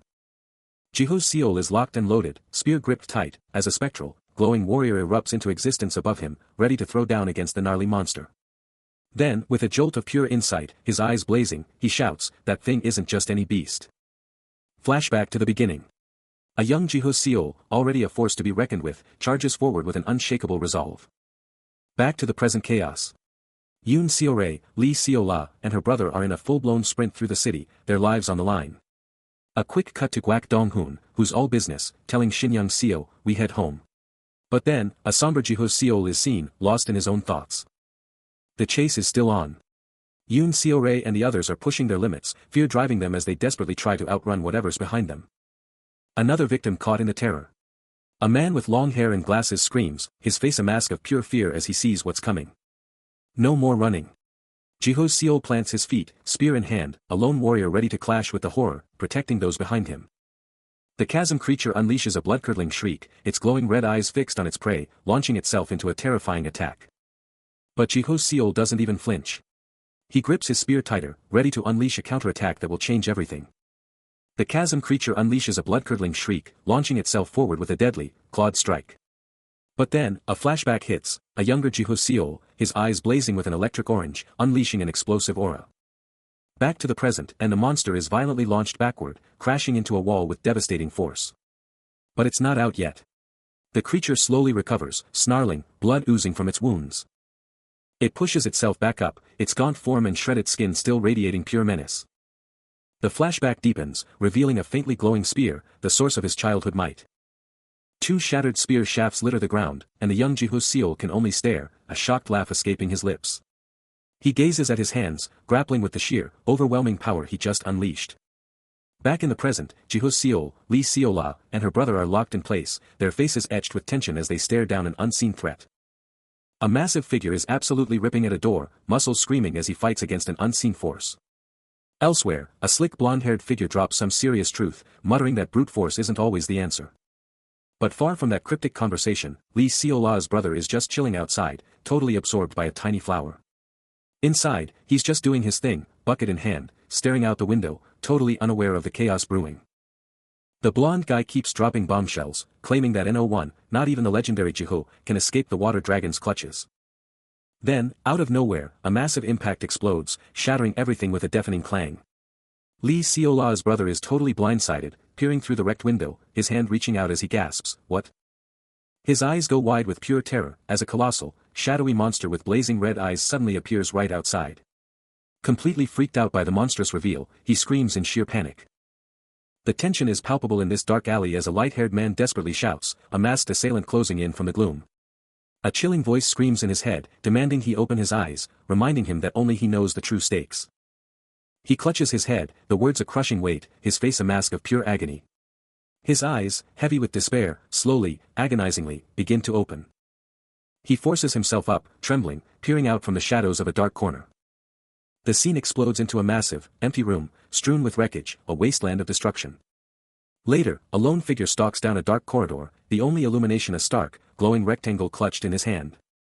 Jiho, now in a brightly lit room, scrutinizes the device, his face etched with deep thought. He continues his solitary trek through the dark hall, the device still blazing with its eerie light. Back in the present, Jiho glares at his phone, a single, burning question echoing in his thoughts, "Is that right?" Jiho hits the second-floor waiting area, phone in hand, and a shockwave of realization hits him. His phone screen blazed with a detailed map of the main building's second floor. Then, boom! Glowing indicators exploded across it, signaling a massive impact. His face contorted in a mix of confusion and alarm. A quick electronic chime from his phone confirmed it, the data was real. He snapped his head up, a fierce resolve burning in his eyes, ready to face whatever came next. Ahead, the corridor was shrouded in darkness, only a sliver of light escaping a half-open door, and a chilling hum vibrated through the silence. He plunged into the shadows, his phone giving off a nervous pulse of light, mirroring the dread creeping onto his features. Eyes still glued to his screen, he pressed onward, his footsteps a soft rhythm against the ominous hum, advancing into the unknown. Still pushing deeper into the oppressive darkness, the only light coming from his phone, he scans the empty hall, a frustrated whisper escaping him, "Not here either." As night falls, a mysterious figure, Jiho, stands shrouded in shadow, a vibrant green light pulsing from the object in his grasp, signaling the start of the fifth step. Jiho lets out a shocked gasp as that green light explodes, completely engulfing him in its otherworldly radiance. That incredible aura now completely surrounds him, a powerful, luminous green energy just blasting from his entire being. His eyes are practically burning with that same emerald light, and he's totally baffled why the energy's color hasn't shifted. Suddenly, a new, intense yellow glow starts blasting from his hands, making him flinch back in pure panic, completely lost on what to do. But then, a lightning bolt of an idea hits him, a sudden, game-changing thought about a status window. And just like he thought it, a translucent green status window instantly pops up right in front of his face. No sooner had the last status window vanished, than a new one exploded into view, revealing Hyun Sang-min, a general of creation summoned on March 16, 2017. Who is this guy? But before he could process it, a mysterious figure burst from the darkness, his hand blazing with power, challenging him with a sharp, "Who are you?" His eyes narrowed, the mysterious man then hit him with the real question, "Are you the gold marker?" Jiho didn't flinch, his stance unwavering as the tension mounted. The alley crackled with unspoken questions as the two faced off, a confrontation brewing in the shadows. A knowing smirk spread across Hyun Sang-min's face as he confessed, "Took me forever to track you down." Jiho Seol, completely blindsided, stammered, "Me? Him?" before the mysterious man cut him off. "Let's talk this out." Hyun Sang-min laid out his cards, declaring, "Look, I'm clearly not the gold marker." Then he mused, "So why would I bother with another gold marker's crew when I could just find yours?" With a direct finger pointed at Jiho Seol, Hyun Sang-min cut to the chase. "First things first, are you a gold marker?" Hyun Sang-min's voice just slams into the silence, straight up asking if Jiho Seol is the gold marker he's been hunting, like this whole thing was destiny. Then, like it's no big deal, he drops his own title, a system window popping up to confirm his identity as the General of Creations. Talk about a power move.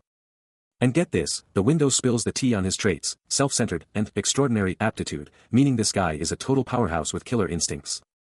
Jiho Seol's eyes practically pop open, a mix of confusion and "wait, what?" flashing across his face as his brain tries to catch up. Right there, in front of him, Hyun Sang-min keeps pushing, his voice totally steady as he grills Jiho Seol about why he's even here. Suddenly, out of nowhere, the General of Creations moves, grabbing Jiho Seol's bag and sending it flying to the pavement. That sudden move sends Jiho Seol crashing to the ground, Hyun Sang-min towering over him, his questions now full-blown accusations about what Jiho Seol's really after. Jiho Seol's still down, trying to figure out what just happened, but the other guy just keeps on with his intense questioning about these benefits he's supposedly getting. Hyun Sang-min's stare is intense, his voice dripping with suspicion as he flat-out accuses Jiho Seol of messing up some secret plan. He's always had it. That special something. The power within him, just waiting to explode. But was it a blessing or a curse? Did his power even have a good side? He tried to be the hero, to save everyone, but in the end, he couldn't save a single soul. He was powerless when it counted. All his attempts were useless, a broken tutorial that never kicked in. A voice echoes in his mind, demanding his attention, promising to reveal the true path. The voice presses on, challenging the very idea of fairness, and demanding to know what he really got out of this rigged system. He recalls the path he took, joining forces with others, convinced that together, they could make everything count. Flashback. Hyun Sang-min, with a knowing smirk, declares, "I totally get why you're so obsessed with him." Then, with a shocking reveal, he extends his hand and offers the ultimate deal, "Call me Seol. Become a General of Creations, and I'll guarantee your benefits." Jiho Seol is immediately put on the spot, facing Hyun Sang-min and a new, intense figure demanding to know his next move. The dreadlocked man isn't backing down, he's pushing for answers, for a strategy. Elsewhere, Hyun Sang-min and Lee Seo-la are on the move, a desperate search underway for an unknown objective. Jiho Seol's mind drifts, pondering the mysterious honor bestowed upon them. Suddenly, a vibrant, pulsating pink-purple energy field erupts. Its intense glow painting the scene with an eerie, powerful light. A terrified group of civilians is trapped, huddled in the encroaching darkness, their fear palpable. The suit man drops a bombshell, an invisible wall has sealed them in, and only a monster can shatter it. Lee Seo-la desperately asks for a solution, but the suit man's chilling response: "Use the innocent civilians as bait." Trapped and drenched in sweat, a man screams his regret, wishing he'd fought back against the forces that led him here. His companion, clutching a terrified child, lashes out, blaming him for turning away, but he desperately claims he was just trying to get out. A chilling metallic clank echoes, sealing their grim fate. Elsewhere, Lee Seo-la, her face a mask of pure frustration, confronts the suit man. "So what's your brilliant next move after all your bright ideas got us into this mess?" she snaps.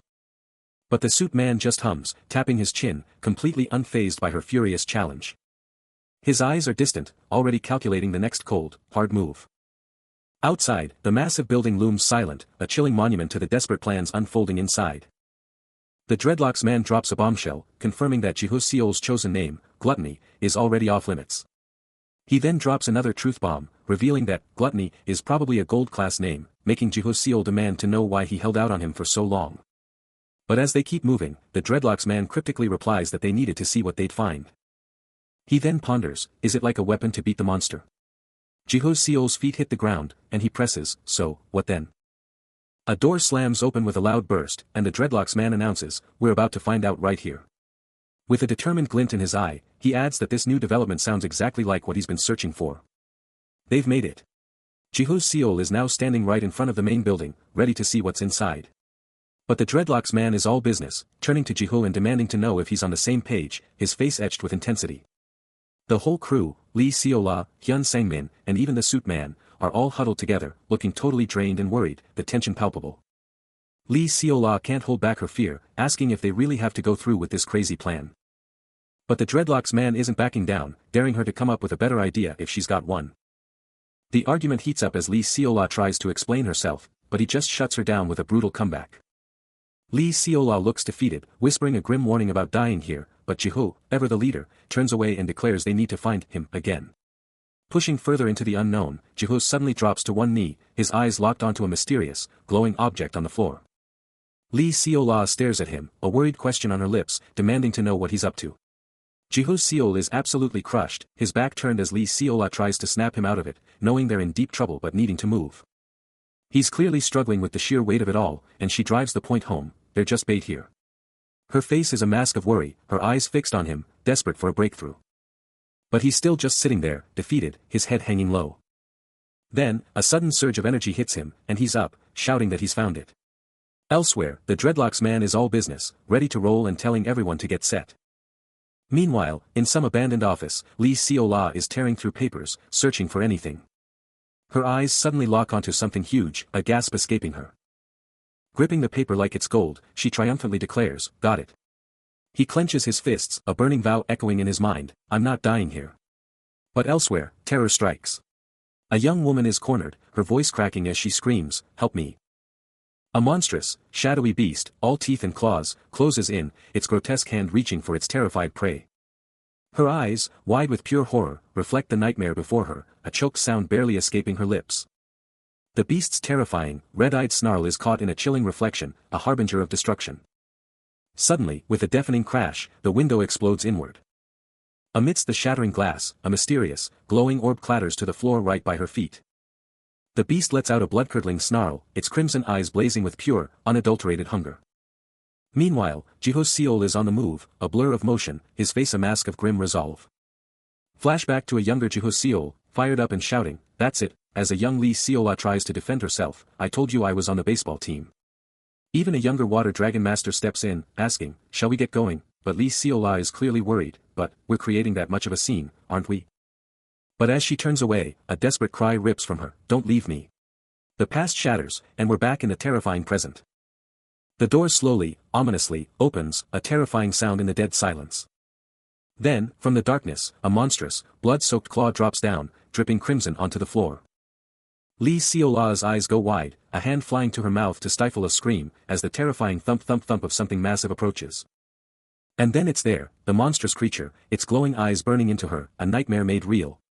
Pure terror washes over her, her eyes clenching shut, as tears stream down her face, bracing for the end. Now on the floor, surrounded by the wreckage of a shattered window, the mysterious glowing object lies right beside her.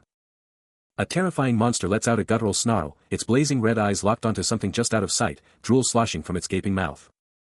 Then, with a bone-chilling crunch, it absolutely demolishes a barrier, claws ripping through the material as a man and child are thrown back in sheer panic. The man instantly yanks the little girl into his arms, desperately trying to shield her as her terrified scream rips through the air. No time to think, no time to breathe, the man, the girl, a woman, and a boy bolt, scrambling away from the rapidly approaching threat. But in the chaos, one of them trips, crashing hard onto the unforgiving ground. The monster, a blur of pure menace, keeps up its brutal chase, its glowing eyes darting around, emitting an eerie, clicking sound as it hunts. Then, with a savage growl, it pounces, its razor-sharp claws tearing into the fallen man with a sickening crunch, sending him flying. A raw cry of agony escapes him as he clutches his wounded side, desperately trying to scramble away from the relentless assault. The monster towers over him, a horrifying shadow of death, poised to deliver the ultimate, crushing strike. The nightmare returns. That terrifying red-eyed monster, all decaying flesh and jagged teeth, unleashes a chilling, guttural growl, its blazing eyes locked onto something just out of sight. Hyun Sang-min is in a full-blown sprint, practically dragging Lee Seola, their escape a frantic blur. Nearing a door that promises temporary safety, he whips his head around, eyes wide with pure panic. But the protective barrier behind them can't hold, exploding into fragments with a sharp, ominous click. A bone-jarring thump reverberates, making both Hyun Sang-min and Lee Seola jump, their terror reaching new heights. Lee Seola freezes, paralyzed by an overwhelming, gut-wrenching fear. He risks one last look, and the sight is horrifying, the monstrous red-eyed creature is closing in, leaving a trail of devastation. "What are you doing?" he roars, yanking her forward, "Get in quick, get in."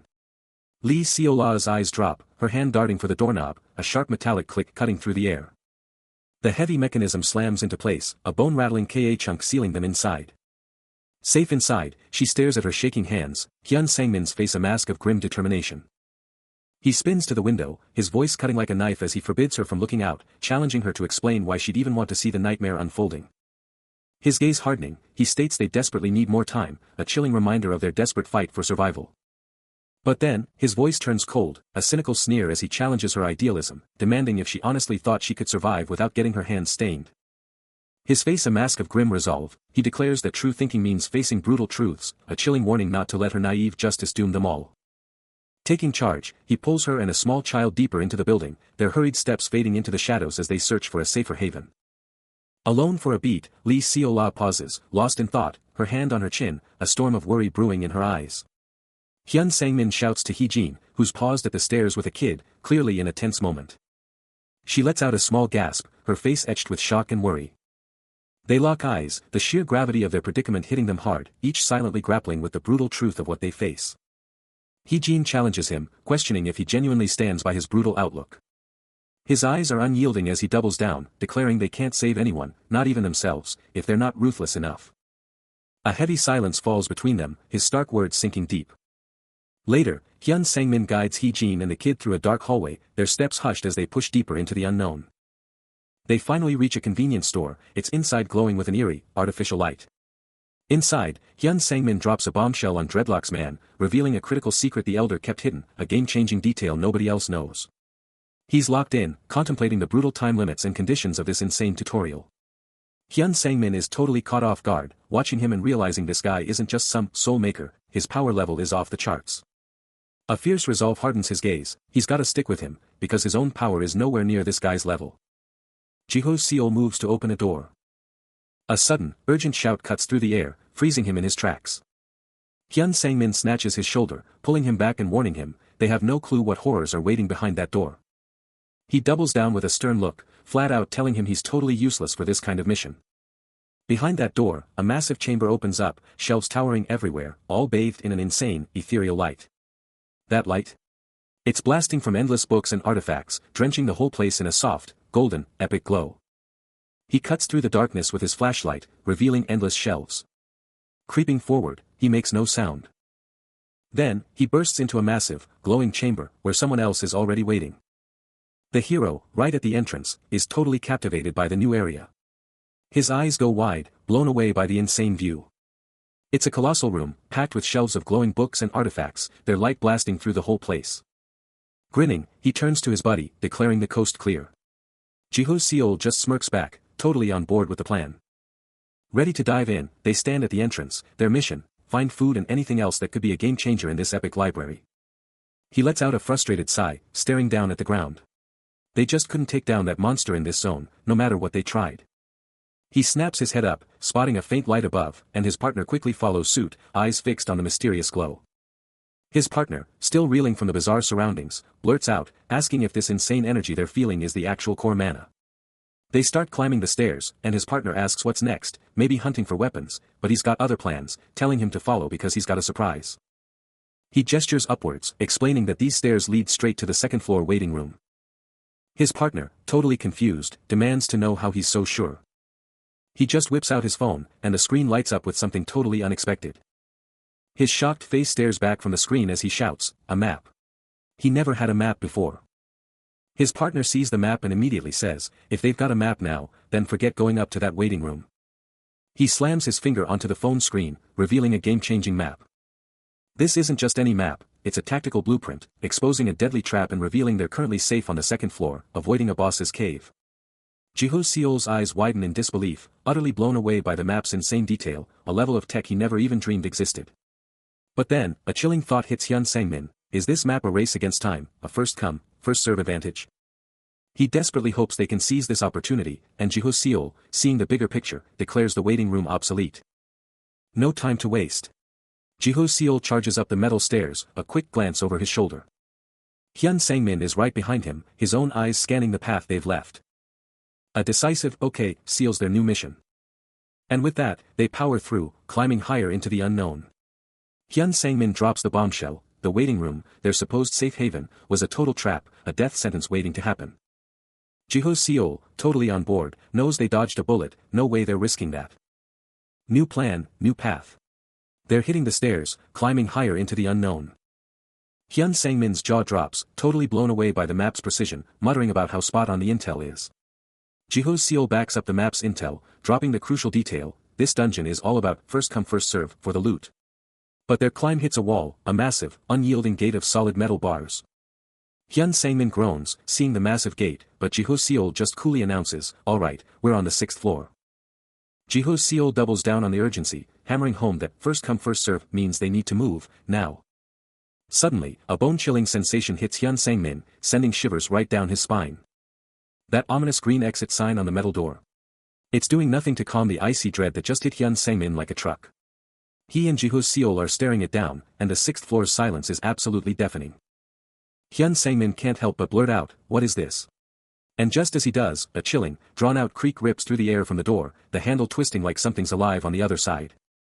But before they can even flinch, an unseen force explodes from inside, slamming both men back as a sickening spray of crimson blood erupts through the gap, a brutal welcome to the horror waiting for them. Stunned, they can only stare into the abyss, a corridor drenched in an unholy red glow, its walls and floor absolutely gushing with fresh blood, a nightmare of gore stretching into the terrifying unknown. Jiho Seol and his companion step into a seriously creepy, dimly lit hallway, and he immediately gets a bad vibe, sensing that this place is anything but friendly. His face instantly hardens, the tension practically radiating off him. Then, his power ignites. His eyes blaze with an otherworldly green, unleashing the full force of his 9 eyes ability. The endless, empty corridor just stretches out, its eerie silence making the unseen threat feel even more massive. A chilling realization washes over him, the danger crystal clear, a primal warning screaming in his head, "Do not approach." His companion, clearly on edge, questions their next move, wondering if they're about to face another terrifying monster. Jiho Seol, seeing nothing from their current spot, decides they have to push forward, ready to confront whatever lurks ahead. They stand at the precipice of a dark, foreboding passage, staring into the abyss. His companion, visibly shaken, challenges Jiho Seol, asking if he really thinks he's not scared. But Jiho Seol is locked in, his focus absolute. Then, in a flash of brilliant green, his 9 eyes ignite. A shocking truth hits him as he processes the vision: it's colorless. His companion can only watch, sensing the profound revelation Jiho Seol just experienced. He's reeling from his vision, the not green aspect of the entity screaming that something is terribly wrong, something unnatural. Trapped behind a rusted grate, he reaches out, a desperate urgency building inside him.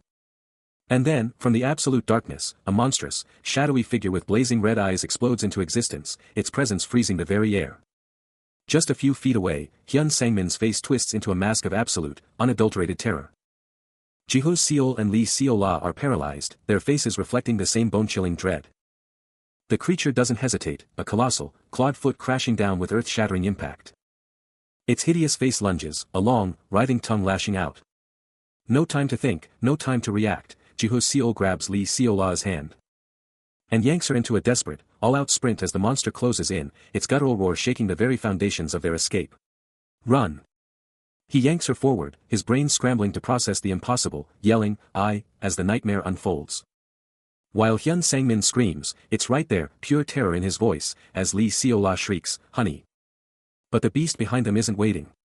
It lets out a chilling grrr, its shadowy form contorting. Those glowing red eyes locking onto its prey. It's a full-on lunge, a blur of pure, unadulterated menace. The group can only watch, mouths agape, as the horror closes in. Lee Seol-ah lets out a piercing hand outstretched in a desperate plea. While Hyun Sangmin's face goes pale with shock. The monster, a dark, airborne predator. The monster's face is a nightmare made real, glowing red eyes burning with pure malice as blood drips from its terrifying fangs. A blood-curdling scream rips through the air, a sound of absolute terror that makes the entire building tremble. Inside, Jiho and Lee Seol-ah are frozen in horror, their faces twisted in pure terror at the unspeakable sight behind them.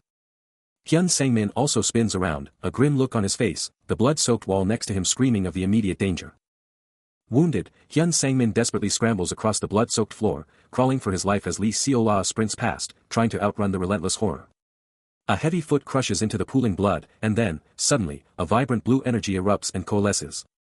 The monster, now fully revealed, lets out a terrifying roar as it's consumed by this insane blue aura, its form becoming even more monstrous with every surge of power. It pivots, now outside the building, its glowing eyes locked onto a fresh target. The blue energy it unleashes starts to spread like wildfire, engulfing the doorframes and flooding the school hallways with an ominous, terrifying glow. Jiho Seol and Lee Seol-ah are absolutely booking it up the stairs, a desperate dash for survival. But right behind them, the monstrous entity, now fully revealed, is dragging its chains with a chilling, bone-rattling shriek. They both whip around, faces frozen in pure terror. And Lee Seol-ah screams, "Sung-jin, let's run." He just gives a grim nod, no time for words. Their eyes, wide with a mix of fear and sheer resolve, scream the urgency of the moment, a silent countdown ticking, 1, 2. They push themselves even harder, a desperate blur tearing through the school's halls. The creature is closing in fast, its guttural roar ripping through the hall as it lunges. It lands with a sickening crunch, dropping to all fours, ready to pounce. A piercing shriek rips from Lee Seol-ah as Jiho Seol watches in pure horror. The monster is right there. The terrifying monster, a blur of claws and glowing red eyes, absolutely explodes forward, closing in on the desperate duo. A blood-curdling scream tears through the silence as Lee Seol-ah shrieks, "Sung-jin," and Hyun Sang-min, hearing her terror, snaps his head around, "Huh? No time to waste." Hyun Sang-min's hand shoots into his bag, pulling out a mysterious, spherical gadget. He clenches the device, his eyes burning with fierce determination. He slams his hands onto its surface, and a deep, mechanical "tirrrr" rumbles to life. A shockwave of surprise hits him as the device goes live, its power exploding beyond expectation. But the monster isn't slowing down. It's still a terrifying blur of pure, unadulterated menace. Jiho Seol, absolutely locked in, launches a mysterious dark sphere with incredible force. And the terrifying monster, its red eyes blazing, flinches back in pure shock, as the sphere rockets straight for it. Then, a brutal "tuk" rings out, as the sphere slams home. The sheer power of the hit sends the beast staggering, its monstrous body contorting from the impact. Later, under the cover of night, Jiho Seol is absolutely flying, carrying Lee Seol-ah to safety as they bolt through the streets. The city is dead silent, only the lonely streetlights piercing the gloom. Meanwhile, Lee Seol-ah, Hyun Sang-min, and another woman are absolutely frozen, their faces screaming pure, unadulterated shock. Out of the shadows, a pair of burning red eyes ignite the darkness, revealing the horrifying, fanged face of a monster ready to strike. Just moments later, a figure lies broken on the ground, letting out a desperate, animalistic groan. But the beast isn't done, it's already scrambling up a blood-soaked staircase, a dark blur of pure menace. Suddenly, the scene shifts to a man trapped behind cold, unforgiving bars, his hands outstretched in a silent scream for help. He clutches the bars, knuckles white, his face a mask of pure, unadulterated terror. His jaw drops, a raw, pleading cry tearing from his throat, "Please." But then, a shocking system message flashes before his eyes, declaring, a new user has been registered. He's utterly baffled. The bars rattle, a chilling, metallic clang. Another loud clang of the bars, and the man just stares down, a single, uncertain word escaping, "All right?" The man from the previous scene is pushing with all his might, his face a mask of pure struggle. A moment of hesitation, a whisper of uncertainty escapes him, "It should be okay to." But his thought is shattered by a deafening clang. He's suddenly behind bars, a woman and child on the other side, their faces mirroring his shock. The bars clang once more, and the woman lets out a desperate cry, her hand gripping the cold metal in pure anguish. He lunges forward, reaching for them, his voice raw with disbelief, "This thing?" The woman's voice cracks with fear, "Honey," and the child's desperate cry follows, "Dad." His face contorts in a silent, agonizing scream, the despair of his situation crushing him. With a gut-wrenching decision, he tears himself away from his family, sprinting into the unknown, a final, desperate look over his shoulder. He bolts through the shadowy passage, his eyes now blazing with an intense, ominous red light, a fierce, desperate resolve etched onto his face. Fresh off his escape, he's plunged into another crisis. Hyun Sang-min is on the floor, screaming for help, completely losing it.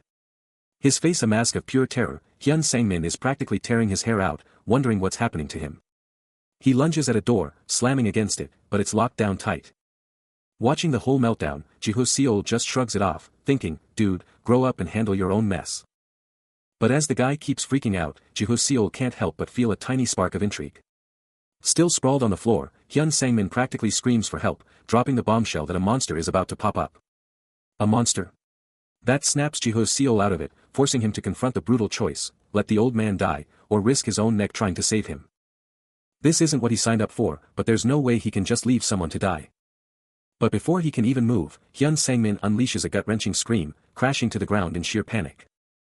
Hyun Sang-min's face twists in absolute terror, sweat pouring down his skin.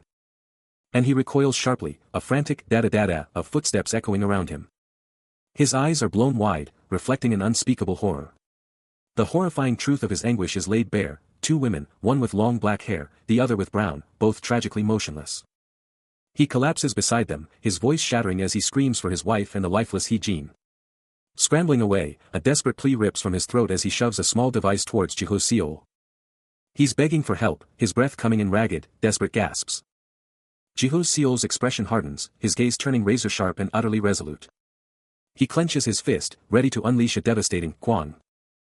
Hyun Sang-min, his face contorted in pure desperation, fixates on a massive red button, certain that even if it activates, it's already too late, this game is over.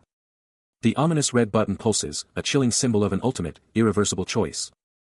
His voice shatters with a desperate, raw plea, screaming that it's still not too late, his finger jabbing forward. He roars, demanding if the monster can be slain, his hand slamming down on the button, a Korean word for stop or halt flashing as his finger connects. Jiho-seol, utterly composed yet resolute, fires back that instead of seeking an escape, you should be relentlessly searching for solutions, because life is never that simple. A horrifying, blood-soaked image flashes, the unnamed wife, inverted, drenched in crimson, her final, desperate scream of honey, reverberating. Crushed by guilt and raw terror, Hyun Sang-min wails that he has no choice, no other path, his apologies tumbling out in a desperate torrent. Jiho-seol's voice slices through the suffocating despair, declaring there's no such thing as no choice, only a crushing lack of courage to make one, as the wife's final, haunting honey, echoes again. The memory intensifies, a brutal, visceral flash, the daughter's bloodied hand reaching, her voice screaming, Dad, as Hyun Sang-min's face twists into a silent, agonizing mask. He slammed the button, and now he's trapped, his hands desperately clinging to cold, unforgiving bars. Then, out of nowhere, a blue system window flashes above him, screaming, a new user has been registered. Jiho-seol's eyes snap up, his face a mask of shock. He can't tear his eyes away from the message, the sheer weight of this sudden, game-changing event hitting him hard. Navigating the facility, the dreadlocks man is absolutely floored, demanding to know how Jiho-seol is just waltzing past all the security. His companion frantically warns him to stop, yelling that they can't just stroll in and that the whole place is a death trap, but Jiho-seol just keeps on moving, completely unfazed. Suddenly, with a sharp click, a gate slams shut, cutting off his companion, who can only gasp out a stunned Hyung. Jiho-seol coolly turns around, dropping a bombshell. He just remembered he's not the only one who can do this stuff, leaving his companion utterly bewildered. A sly smirk plays on Jiho-seol's face, while his companion is still stuck behind the bars. His companion grips the bars, face twisted in pure frustration, while Jiho-seol just stands there, completely unbothered. He screams, utterly incredulous, asking if Jiho-seol is seriously just going to leave him trapped here, his voice filled with betrayal. His steps are precise. As he navigates the treacherous facility. A single, calculated press of a red button. And with a deafening clank, the dreadlocks man is instantly caged. He's left stunned, staring through the unforgiving bars, the sound of his entrapment still ringing. Hey! You're forgetting something, he yells, then, a chilling realization dawning, I was thinking about it. Hey! Hey! You're kidding, right? He screams, pure disbelief in his voice. Jiho-seol just offers a casual, huh? Before a terrifying, kyaa rips through the air, revealing a colossal monster now trapped right alongside them. A child's desperate scream rips through the darkness, begging for rescue. While a woman's frantic voice demands the gate be opened, as two figures plunge into the unknown below. Back to reality, Jiho-seol's face is grim, locked in a stare-down with a slick white-haired man who's practically oozing confidence. The white-haired guy, with a smirk, throws out a challenge, wondering if they've actually decided to team up. Then, his eyes snap to a massive red button, the key to everything. He drops a bombshell, warning them that only one person can even touch this thing, a game-changing detail. The dreadlocks man, ever the pragmatist, lays down the rules, revealing that whoever touches the bar first gets all the power. A light bulb goes off for the white-haired guy, his face contorting in a sudden, shocked exclamation. The whole crew, now joined by a mysterious black-haired woman, stands in tense silence, the weight of this authority hanging heavy in the air. A terrifying memory erupts, a hand desperately clenching metal bars as a deafening impact reverberates. And behind those bars, a shadowy entity with blazing red eyes lurks, its menacing presence a chilling threat. Suddenly, back in the present, the white-haired man breathes a sigh of relief. He then notices another presence, his hand instinctively reaching for a red button on the wall. The chilling memory resurfaces, a woman and child imprisoned behind bars, their anguished pleas for Dad and honey tearing through the silence. Back to the action, the white-haired man boldly announces his objective. His fingers connect, and the bar ignites with an intense glow. Jiho Seol's eyes snap wide open in shock and alarm. Next to him, the dreadlocks man slowly shakes his head. The dreadlocks man is locked in, his gaze intense, processing the sheer audacity of what just happened. But then, a brutal memory rips through Jiho Seol's thoughts, his father on his knees, a desperate cry escaping him, "Honey, Sung-jin. I'm sorry." A single, agonizing tear streaks down his father's face, a raw portrait of pure despair. Snapping back to reality, Jiho Seol fires back at the white-haired man, a stark reminder that some fates aren't up to him. But the memory won't let go, his father's gut-wrenching apology repeating, "Honey, Sung-jin. I'm sorry." He lunges, a futile grasp as his wife and child plummet away, their desperate screams of "honey" and "dad" ripping through his soul. They freefall, a terrifying, red-eyed monster surging up from the abyss, its shadowy mass sparking with raw, destructive power. His father twists, a last, desperate lunge, the sickening sound of ripping echoing his failure. The monster's razor-sharp claws stretch out, a haunting "honey" piercing the darkness, as the abyss swallows them whole. A bone-chilling crunch rips through the silence. Then a brutal impact explodes, sending crimson flying. Two men, one with fiery hair and another in a cap, are absolutely horrified, their faces twisted in pure agony. Then, a terrifying monster bursts from the shadows, its red eyes burning with pure evil, letting out a guttural growl as blue energy explodes around its skeletal frame. It relentlessly stalks forward, leaving a gruesome trail of blood behind. Jiho Seol utterly collapses to his knees, his entire body consumed by despair. A choked sob rips from him as the white-haired man looms, coldly observing his torment. With a chillingly detached smirk, the white-haired man drops a bombshell. "Well, that's unfortunate. But I'd like to say that they're not dead. They're just rest in peace." Then, with a dismissive wave, he just walks away, leaving Jiho Seol utterly broken, a faint, mocking laugh trailing behind him. He's still reeling, walking beside the white-haired man, whose cold words cut deep, insisting there was absolutely nothing they could have done to save them. Then, a brutal flashback hits, a younger him and his companion, who coldly justifies their choice, claiming they would have just died for nothing anyway. Back to reality, Jiho Seol is alone, crushed by the sheer weight of it all, a dark, heavy realization hitting him, it just is what it is. The gruesome image of the victims from the past sears into his brain, while the white-haired man's voice slices through the air, declaring this a brutal, dog-eat-dog world. He glances up, then down, wrestling with the brutal truth, admitting the world's always been like this, but then a terrifying thought strikes him. Would he have done the same thing? His eyes drop to his feet, a sickening thought twisting his gut. What if Sienhua had been the one caught? What then? His face twists in pure agony, the question screaming in his head, what would he have done? A mysterious figure in a suit casts a cold, calculating gaze downwards. Lee Seola, ever the pragmatist, issues a stark warning, stay sharp, because the game is real. Jiho Seol's eyes widen in disbelief, as he processes her words about the general of creation's alma mater, questioning if she really knew, or if she just thought he was a total fool. Leaning in close, she drives the point home, he's the last chance, the ultimate hope, and the pressure is immense. A casual peace sign belies her serious tone, as she drops the bombshell that he's got more eyes on him than just hers, but she's not spilling any more secrets. A firm hand on his shoulder, and she drops another cryptic truth, this isn't the real paradise, just a shadow, leaving Jiho Seol completely stunned. The truth hits hard, as Lee Seola's voice resonates with the why of it all. Then, Hyun Sang-min's powerful declaration, Jiho Seol is the chosen one, the savior, a destiny Jiho Seol now fully embraces. He's still reeling, questioning how his own family could have missed something so huge, so critical.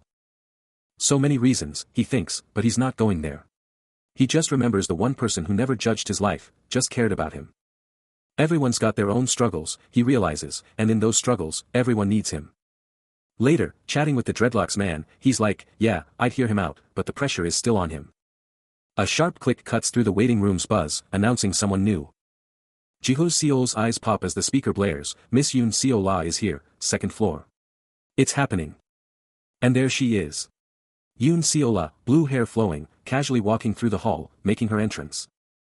Across the way, the white-haired man spots someone and shouts, "Oh ho, call Dai." Yoon Seola glances up, a flicker of annoyance or surprise on her face, like she just heard that nickname. With a soft rustle, she just walks away from the waiting area, leaving the seated men in her dust. Finding a quiet corner, she just slumps against the wall, looking totally distraught. A soft sound escapes her as she just buries her face in her hand, completely overwhelmed. Meanwhile, a knowing smirk plays on the white-haired man's lips, his eyes just glinting with subtle, almost mischievous amusement. He turns to Hyun Sang-min, asking, all good? What's the matter? The conversation shifts to the waiting room, where the remaining men are being held captive. Kong-gu's report indicates that 7 hunters remain as users, with the absolute right to pick and choose. A document shows the total of 12, and Kong-gu's group, being first, snatched up 3. Jiho Seol then reveals, out of the remaining 3, I took 1. While the hunter selection rages on, a figure known as the old guy is seen in utter despair, his posture screaming defeat. The white-haired man chimes in, dropping a bombshell. 3 slots are already gone, leaving a brutal one-person-per-gate scenario for the remaining 9. Jiho Seol lays out the next brutal rule: the survivors get to pick their own mates from the remaining pool. The Dreadlocks man, accepting the terms, orders Hyun Sangmin to tell the others to let the remaining candidates pick their mates first. His face hardens, a silent command in his eyes. Footsteps pound, climbing a desolate stairwell. The rhythmic thudding intensifies as figures ascend, and among them, Lee Seola. Her face is a mask of anguish, her gaze fixed downward as she pushes herself up the stairs. A massive, red-barred gate slams shut, sealing off the path and trapping someone inside. Trapped behind the bars, a furious woman with long dark hair screams, demanding to know why the path is blocked. Hyun Sangmin, right next to her, just yells for everyone to move. But outside, Lee Seola is already on the scene, her face etched with frustration as she shouts, "Is anyone even there?" A guard immediately silences her, hissing that the monsters will hear them. Lee Seola's foot hits the ground, her mind racing as she thinks, who the heck could have done this? The harsh, metallic clang of the bars rings out, a chilling reminder of the impenetrable barrier. A crowd has formed, with Hyun Sangmin, the Dreadlocks man, and the white-haired man all staring in shock, as someone blurts out, "You somehow made it here." The old guy watches with a worried face, but from behind the bars, Hee-jin glares out and snaps, "What did you just call a winner?" Hee-jin points with fierce determination, telling them exactly where to look, while Lee Seola listens, her face still a mask of worry. Lee Seola lets out a frustrated groan, her jaw practically locked in place. She mutters to herself, just wanting to get past this stupid barrier. But the white-haired man has a totally different take, his eyes practically laser-focused as he speaks to everyone. He points directly at a tiny, ominous red button on the wall, proposing a super simple fix. The whole group watches intently as he lays out his theory: one press, and the gate should just pop open. Without a second thought, he walks right through the bars and slams the button, only for the gate to crash shut behind him, trapping everyone inside. Lee Seola's frustration absolutely explodes into a furious shout, demanding he cut the nonsense and open the gate right now. But the Dreadlocks man is quick to shush her, finger to his lips, a clear warning in his gaze. Lee Seola's anger instantly flips to pure fear, her face begging for quiet as the whole group is stuck. Stuck behind those massive metal bars, the crew was just staring into the abyss. And Lee Seola, totally fed up, just yelled, "Open the gate, now." Hyun Sangmin, right next to the white-haired man, basically confirmed the dungeon's messed up rule. Spilling the beans that, seriously, only the person who opened it can close it. A smug grin plastered on his face, the white-haired man totally owned it, "Yep. That's me, alright." Lee Seola, her face set with determination, then practically ordered him, "Got it. Now open the thing."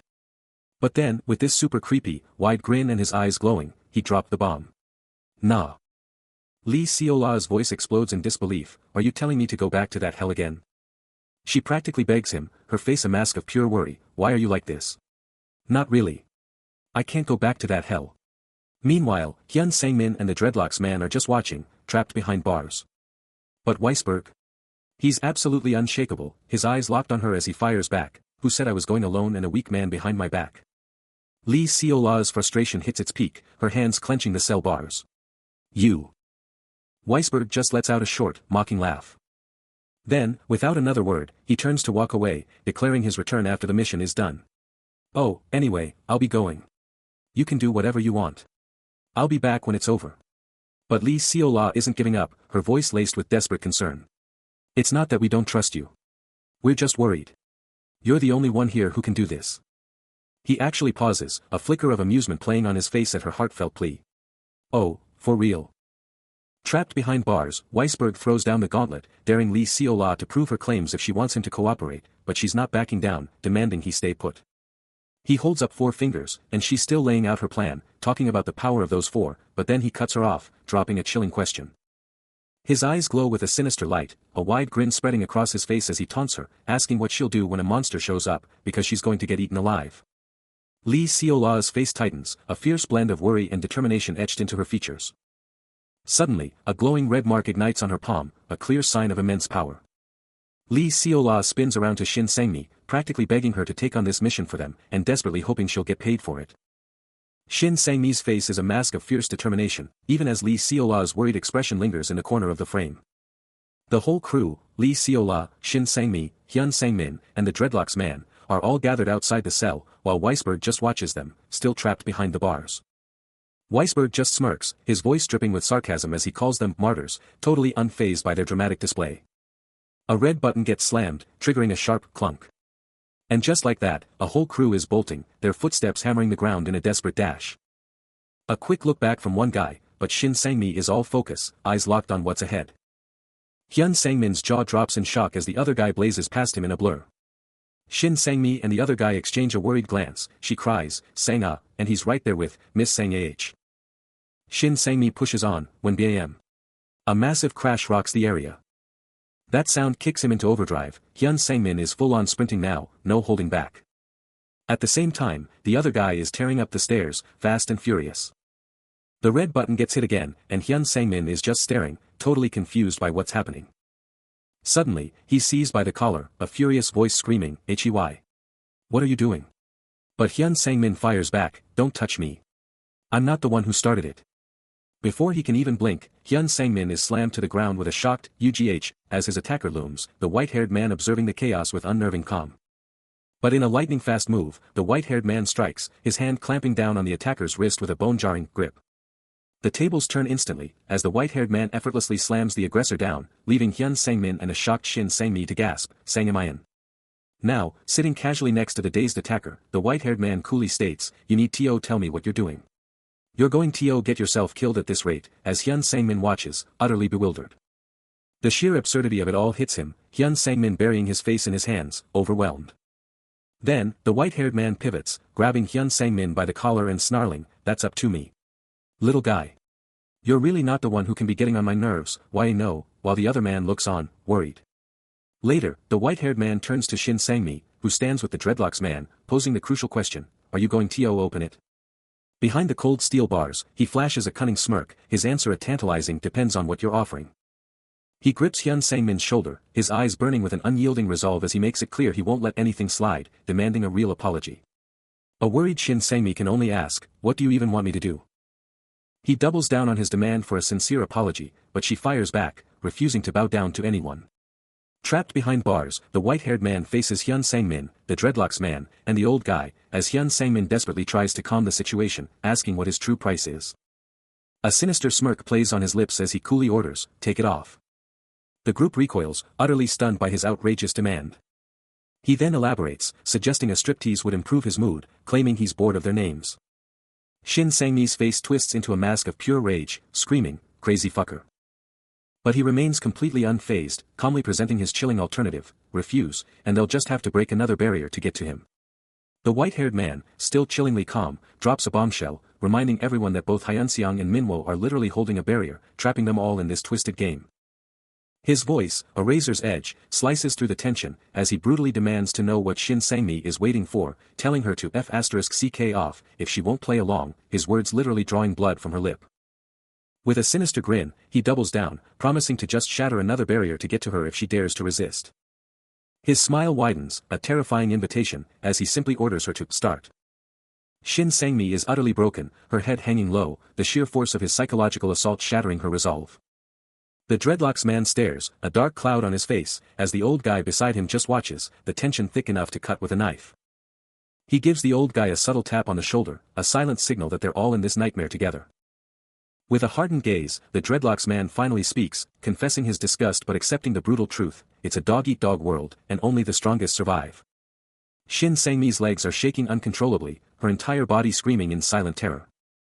The white-haired man isn't playing games, dropping a chilling ultimatum, obey, or he'll tear down every defense and wipe them all out. The Dreadlocks man, seeing the writing on the wall, just nods, confirming the brutal reality, they're cornered, and it's a pure survival of the fittest scenario. But elsewhere, Jiho Seol's eyes narrow, his mind locked onto the same ruthless idea. If it's a battle for survival, he's ready to show them exactly how it's done. Suddenly, a fierce blue aura explodes around him, his eyes blazing crimson as his future vision ability kicks in, a silent, electrifying declaration of his absolute dominance. Whoa! An innate ability, future union, just activated. Lee Seola is absolutely crushed, her face a picture of pure despair. Her hands clenched so tight, you can practically feel her inner struggle. But wait, the white-haired man, still locked up, is totally taunting them, asking if they're ready to take the top off too. Lee Seola is just standing there, utterly defeated, shoulders slumped against the wall, drowning in her own sadness. Then, a harsh voice cuts through the air, totally mocking her tears, telling her she can't cry now. Hyun Sangmin's face is twisted in pure rage, yelling that she has to dance before the monster. Hyun Sangmin, on his knees, throws down a challenge to Jiho Seol. With a sly grin, he asks, "Yo, you here to join the party?" Jiho Seol stares him down, his face a mask, and just says, "Open it." Hyun Sangmin's face twists in shock or agony, a choked sound escaping him. He thinks to himself, "I'm not the type to stand up for strangers," but then his eyes blaze with a furious red glow. Trapped behind bars, Jiho Seol tells the white-haired man, "If you're just gonna let her die, then I'll step in." In another moment, or maybe a memory, Jiho Seol is on the floor, completely broken, as the old guy stares, utterly stunned. His mouth opens, a desperate cry tearing through him, "Help, me." With his eyes still blazing red, he looks back at that critical moment, thinking, what if I had just decided sooner? His mind flashes back to a desperate reach, a plummeting figure. And the crushing weight of what could have been. But then, a fierce resolve ignites in his eyes as he cuts off all debate, "I won't hear you out anymore." The white-haired man is stunned, demanding, "What?" Jiho Seol confesses his terror over his actions, his gaze burning with a faint blue light, while his opponent, a name clicking into place, challenges, the great Kong-suk. They stand locked in a silent, electrifying standoff. A chilling smirk spreads across the white-haired man's face as he scoffs, "Why should I listen to you? Because you have a gold marking?" Jiho Seol, unwavering, lays out his terms, "I'll tell you everything I know. I'll even help you." But the other man's response is ice cold, "I'm not interested in your help." A wave of silent fury washes over him. With a decisive clench of his fist, revealing a stark red star on his wrist, the white-haired man declares, "Let's crush him." The air crackles with tension as Jiho Seol's crew stares down the white-haired man and his menacing squad. As the pressure mounts, Hyun Sangmin can't help but voice his gut feeling, "Damn, I don't know where this is going." But before a word can be said, the white-haired man explodes into action, snatching his blonde subordinate's head and driving a devastating kick right into his gut. The blonde drops like a stone, and the white-haired man looms over him, spitting, "You robo-looking bastard, you think you're tough just because you're a high rank?" His eyes burning, he snarls, "But know this, the less I know, the less I'm going to care."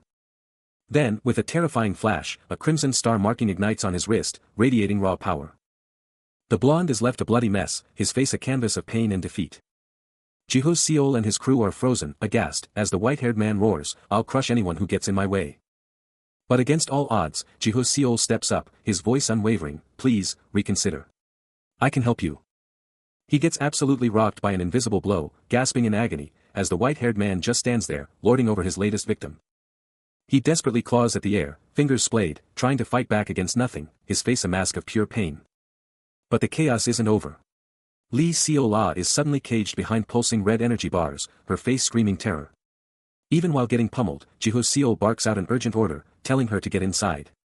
Lee Seola, shocked but ready, shouts her agreement. But it's too late. The invisible assault is too fast, she drops, defeated, her clothes shredded and a shoe flying off. The white-haired man, done with his first target, unleashes his full rage on Jiho Seol, grabbing his collar and then launching a devastating kick, sending him airborne. A blonde-haired bystander stares, jaw dropped, at the brutal display, muttering a single, stunned word. Beaten but unbroken, Jiho Seol glares back over his shoulder, his eyes blazing with pure defiance as he speaks his mind. Lee Seola, the only daughter, steps up, ready to take on whatever comes next. But she's shut down fast, told to chill while Sang-ah gets the order to grab something, and he's like, "Seriously, me?" Sang-ah is still on the floor with Hyun Sang-min, who's dropping truth bombs about what happens when you mess with the wrong people, or eat kids up as he puts it. Meanwhile, the white-haired psycho is still going off on Jiho Seol, grabbing him by the collar, asking who's been talking trash, then bam. A red energy blast to the face. His face twisted in pure rage, the white-haired dude screams to hustle before the master shows up, leaving Sang-ah and Lee Seola absolutely speechless. Sang-ah and his buddy are totally freaking out, the whole situation just went from zero to insane, and they're not ready. Even after all that, Jiho Seol is still standing strong, eyes blazing, and he drops a terrifying countdown, "You've got 10 seconds. 10, 9 dash." Then, out of nowhere, Sang-ah gets rocked by an invisible hit, sending him flying back before he crashes to the floor, totally out of it, while the countdown ticks down, 3, 2 dash. The last second hits, and Sang-ah, totally beaten, just shuffles off, a final click sealing his fate. A tense rustle of his clothes is the only sound, as he spins around, his body coiled with raw power. His face twists in pure agony, the white-haired man's taunt still echoing, and a primal rage starts to absolutely explode inside him. Hyun Sang-min and the Dreadlocks man are absolutely stunned, their jaws dropping, as they feel the sheer, overwhelming power radiating from Jiho-seol. Jiho-seol's fists tighten, his back still to the stunned onlookers, and a terrifying thought burns in his mind: this rage, this absolute fury, is about to break loose. His eyes blaze open, radiating a terrifying red glow, as a monstrous, crimson aura explodes around him. This rage is absolutely unstoppable. A massive crowd is hyped, all eyes fixed on the stage. Jiho-seol's phone buzzes with bad news: the waiting room is capped at 200, and it's already full. But he's not stopping, he's moving with purpose. Then, a chilling update flashes across a massive screen: Area 1, the second abyssal gate has appeared. The stakes just got real. Cut to the movie theater, where he and the old guy are chilling, but the old man's got a grim take: the second abyssal gate, seriously? That's insane. The screen reveals the brutal truth: 20 died in the first gate, only 3 leveled up, and now they just need to survive until tomorrow, as the old man keeps dropping truth bombs. Meanwhile, a mysterious woman in the audience is locked onto the screen, her gaze absolutely piercing. The old man, clearly shaken by the unfolding crisis, demands to know what's happening in other areas, but the mysterious purple-haired woman offers no immediate response. He presses the point, his anxiety palpable as he fixates on the silence from beyond. He theorizes that everyone else is just hiding the same nightmare, but what's the endgame? You can't hide an apocalypse forever. It's all about preventing mass hysteria, he figures, but you can't keep this kind of secret locked down forever, and the woman's gaze remains fixed. Then, a new thought strikes him: what about Area 7? What's going on there? Zero intel on Area 7, he states, which can only mean one thing: the gate there hits somewhere huge, and the woman's eyes narrow. Area 7 is his turf, he explains, and he's almost sarcastically sure the higher-ups aren't sweating it too much, which is something. But then the harsh truth hits him: at this rate, just making it to tomorrow is going to be a brutal fight for survival. Suddenly, the purple-haired woman speaks, dropping a bombshell of confidence: if you're there, we'll make it, leaving the old man stunned and asking, you really think so? The purple-haired woman declares he's no quitter, someone who'd never just throw away his life. Her eyes locked on some unseen point, deep in thought. Suddenly, Jiho-seol explodes into action with a devastating kick, a thunderous boom accompanying his unseen impact. Back at the discussion, a scarred bald man frets: what if he can't protect us? The purple-haired woman, however, coolly retorts that trusting a hunter's ability is always a risk. Then, she locks eyes with him, dropping a bombshell: can we actually trust this guy? But before he can even think, she snaps: shut your damn mouth, leaving the bald man utterly stunned by her ferocity. Later, the purple-haired woman observes Jiho-seol's departure, a complex look crossing her features. The view changes to an absolutely stunning, ancient-looking building, its sheer scale prompting a hushed, geez. Before the epic structure, Jiho-seol stands with a blonde-haired man, who confesses he's totally clueless about what's going on in his head. Cutting to a tense conversation, a bald man with a scar is fuming, demanding to know if this mysterious gold taker is just some random nobody without a slave contract. But Sang-ah, the curly-haired man, cuts him off, revealing that she actually knew the gold taker's origins. The bald man just laughs, utterly convinced this guy would sell his own family for $1, and there's no way he'd just hand over that gold. Sang-ah fires back, reminding him that the bald-headed bastard himself isn't exactly easy to work with, and if a powerful hunter like that is involved, he's probably backed by the association. He presses on, pointing out how rare adventurers are these days, and if they keep acting like this, their whole team would have been wiped out already. The bald man, absolutely fed up, snaps: why are you even defending the guy who took the gold? Cool as a cucumber, Sang-ah just says, let's just back off. The curly-haired man stands his ground, his face set. Then, a sudden, sharp ting rings out. Meanwhile, the bald man's eyes snap wide, a jolt of pure alarm shooting through him at the unexpected ting. The culprit? A vicious, metallic trap, its razor-sharp blades primed for a kill. No time to waste, Jiho-seol is already in motion, arm cocked back, ready to smash that deadly contraption. Then, with a brutal, downward arc, he slams his staff into the trap, a shower of sparks and shrapnel exploding outwards. The force of the strike carries through, leaving him poised, staff ready, the threat utterly annihilated. Another jolt of fear hits the bald man, as a deafening clang rips through the air, confirming the sheer power of that hit. And just like that, Jiho-seol stands unfazed amidst the wreckage, staff held loosely, the trap a mere memory. His stance is solid, feet planted with a confident calm as he surveys the scene. He's a whirlwind of motion, dodging a deadly barrage of spears coming at him from every angle. The air crackles as the spears collide with an invisible force. forcing him into an impossible mid-air contortion. He narrowly escapes the lethal volley.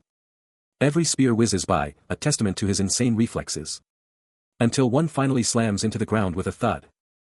Meanwhile, from a hidden vantage point, a woman with striking purple hair gasps in utter shock. Did you just see that? The bald man next to her, his scarred face unreadable, simply states, "Nah, he dodged it." He continues, his eyes glued to the screen, "I'm positive. After dodging all those spears from every direction, it didn't look like he was going to do the same for the ones from the ceiling, but..." The purple-haired woman's eyes go wide, clearly stunned by his observation. The bald observer, eyes locked on the screen, can't tell if this kid is just getting lucky or if he's actually packing some serious, next-level power. The purple-haired woman, captivated by Jiho-seol's raw skill on screen, throws out a theory: maybe he's just a natural, a hidden prodigy who hasn't even scratched the surface of his true power. The bald man's jaw drops in disbelief, utterly baffled how such insane power could have flown under the radar for so long. Sitting next to her, he doubles down, dropping a bombshell: it's like this guy is already an earthling, a native, not some newbie from another realm. His face contorts with a mix of awe and confusion as he repeats, he's already an earthling. It's blowing his mind. Changing gears, the purple-haired woman cuts in, so, what's the fastest record for the second mission, anyway? She rises, her gaze fixed on the display, as a text box flashes the insane benchmark, Sung Jin's legendary, untouchable record. Suddenly, a new curly-haired guy chimes in, dropping the stats: Sung Jin crushed it in 3 minutes and 16 seconds. The purple-haired woman, still laser-focused on the screen, then fires off the crucial question: so, what's his time right now? The massive screen lights up, declaring the second mission in Area 1 a total clear. Then, mission completion time blazes across the screen, making the bald guy's jaw drop, but the purple-haired woman?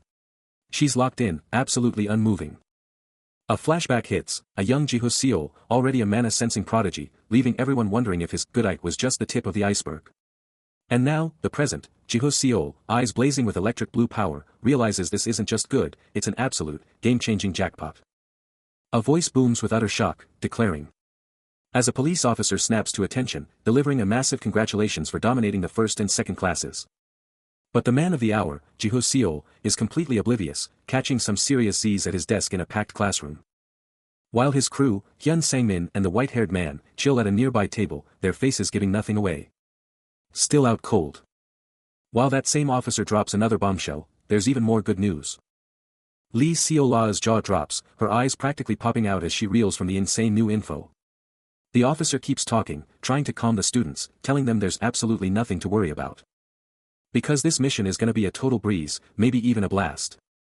A student with bright yellow hair, standing next to a brown-haired girl, can't help but question it: easy, and fun. Are you serious? The officer just keeps going, his voice booming, because, listen up, every single time. His words are met with the low, buzzing chatter of the students, a wave of whispers washing over the room. He spins around to the blackboard, laying out the mission: your only job. Blast through the 4th floor, all the way up to the 6th.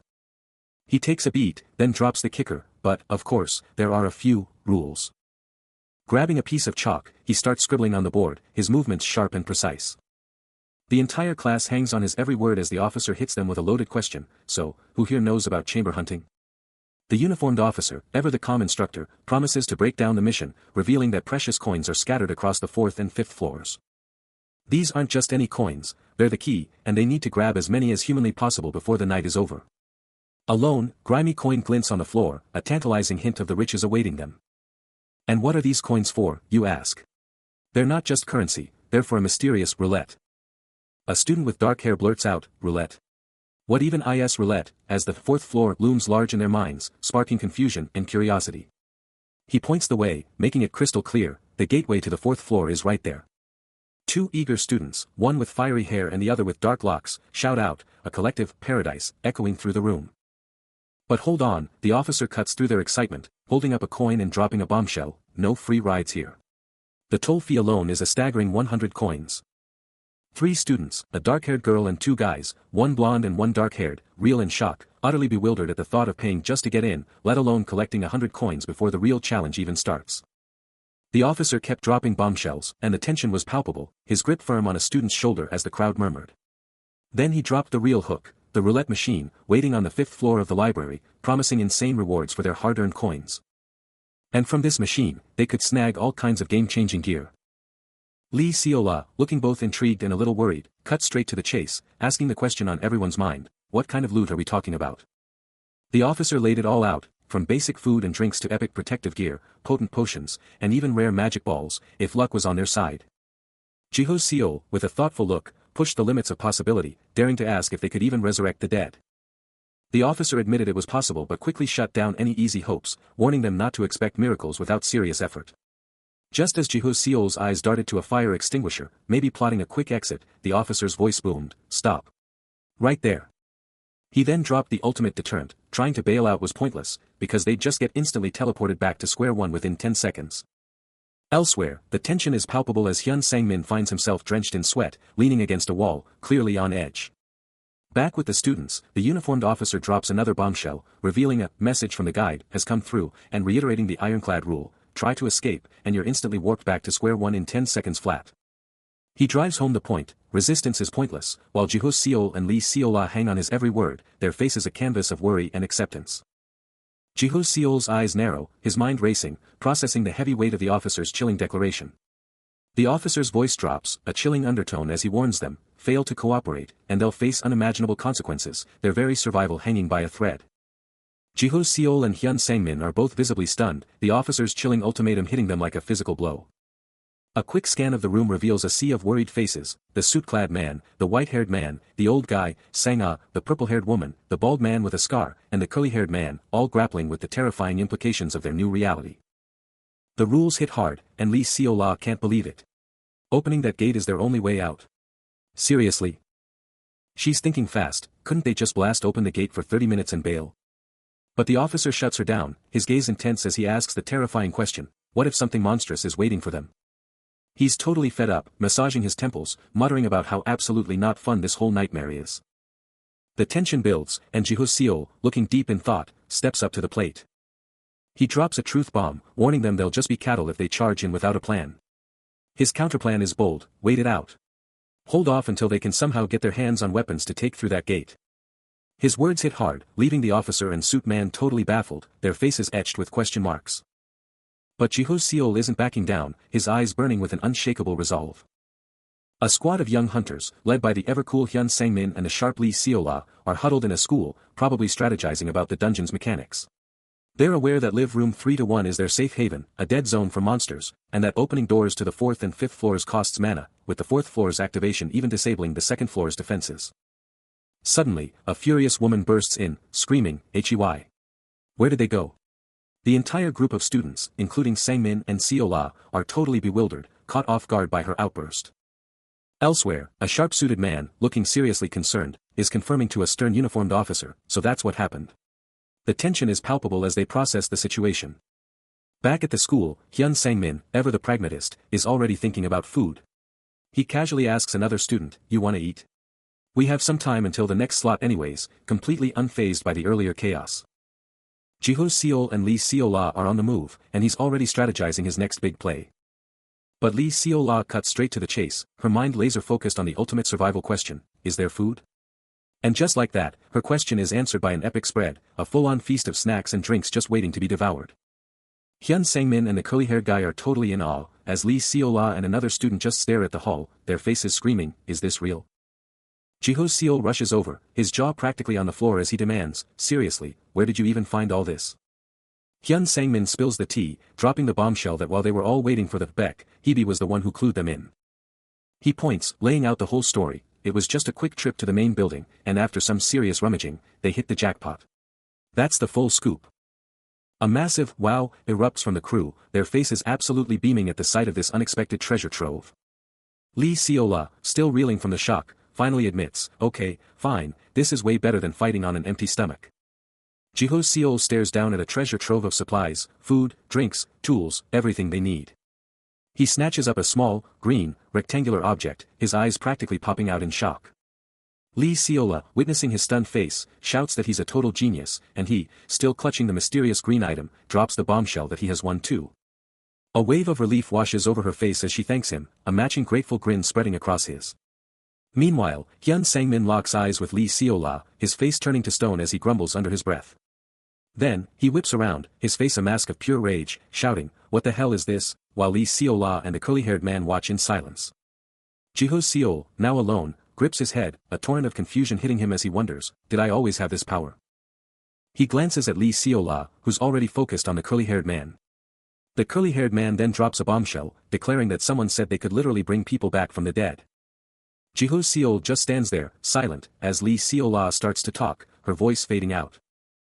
She keeps going, dropping the bomb that her boyfriend ditched her, and Jiho Seol just nods, same here. A shocked gasp rips from her as she grabs his arm, but he just stares off, totally zoned out.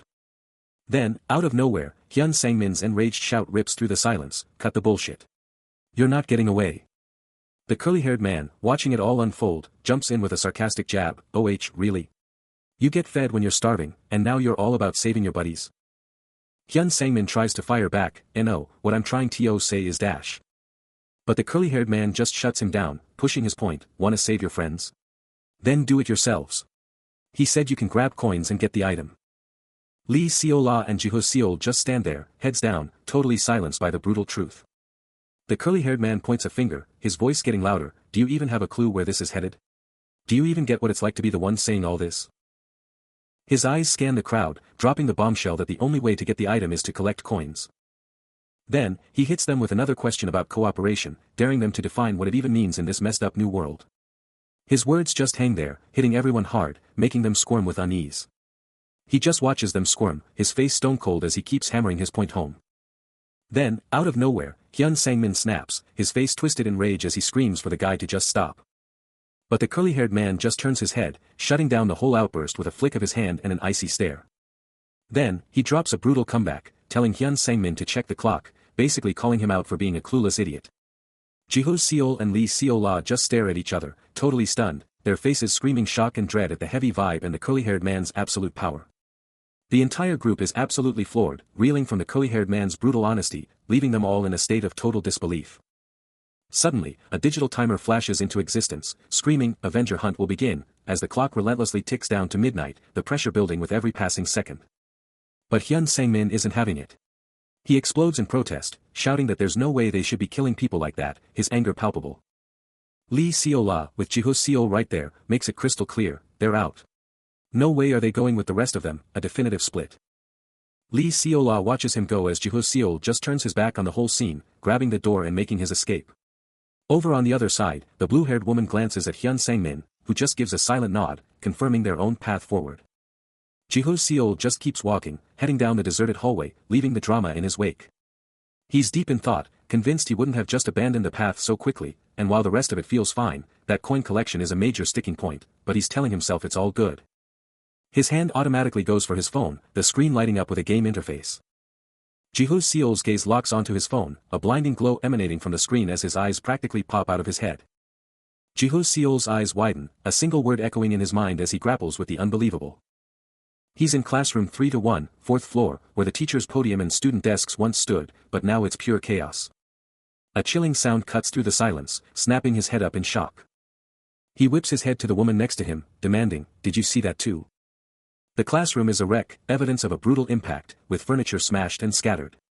The door slides open with a soft creak, revealing Jiho Seol and Lee Seola appearing into the wrecked room, taking in the full scope of the destruction. Jiho Seol is locked onto Lee Seola, a wild idea sparking in his head, someone who could control the weather. That would be an insane advantage. While he's deep in thought, we get a quick shot of a hand with a pen, then a wider view of the chaotic classroom, just to remind us how messed up things still are. Lee Seola's eyes are blazing with an otherworldly blue as she stares down, and Jiho Seol is just looking up, totally captivated by her power. His suspicions are confirmed, he's not the only one with powers. But there's a weird vibe, hanging in the air as he watches her. Then, a weird wriggling sound and Lee Seola's eyes go wide with shock, a low groan escaping her as she seems to fight against an invisible force. She's on her feet now, pen in hand, staring right at Jiho Seol, who's just across from her, trying to figure out what's going on. Suddenly, she's blushing hard, completely zoned out, and he's just standing there, totally flustered by her bizarre behavior. Then, Lee Seola just chills on a desk, a soft smile playing on her face, and Jiho Seol watches her, a simple thought hitting him, she can actually smile. With a quick rustle and a swift motion, he reaches out his hand to her. Coins clinked, stacking up perfectly. He counted them, declaring, all right, that makes it 12. Lee Seola blinked, totally caught off guard. Jiho Seol gave her a hesitant smile, reaching out his hand and saying, good luck. She just turned and walked away, leaving him behind. Just moments later, she was peeking into another room, with some rummaging sounds coming from inside. Meanwhile, Jiho Seol was back in the classroom, flashing a confident smile and declaring, "Easy as pie." He then turned and walked away, his footsteps thumping softly. And then, bam. He was face to face with Lee Seo-la in the hallway, both of them totally shocked. A sudden gasp rips through her, as Lee Seo-la stumbles upon an open locker. The metal door swings wide open, revealing nothing but an eerie void within. But then, a voice shatters the silence, and Jiho Seol calls out her name, utterly stunned. Her eyes snap wide open, a moment of pure shock. He stares, a burning question on his face, demanding to know her business. She can't meet his eyes, turning away in obvious distress. Gripping a crumpled paper, her face contorts with profound anxiety. The paper screams a cryptic, repeating message, hinting at her desperate situation. Feeling the tension, Jiho Seol makes a quick exit, declaring his departure as he retreats. Jiho Seol is locked onto a screen, a critical thought igniting in his mind, a coin on the teacher's podium, another on the TV cabinet.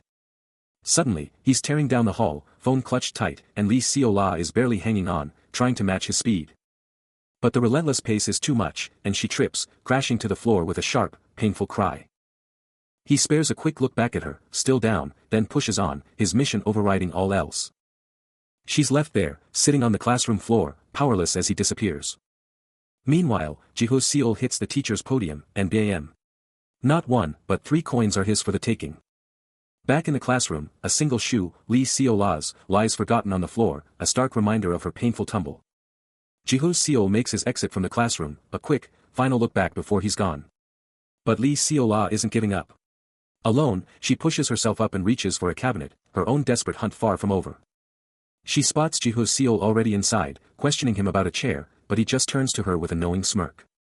But she's not giving up, still on her own mission, stretching to grab something out of reach. Then, a sudden shock hits her, her eyes flaring wide at her discovery.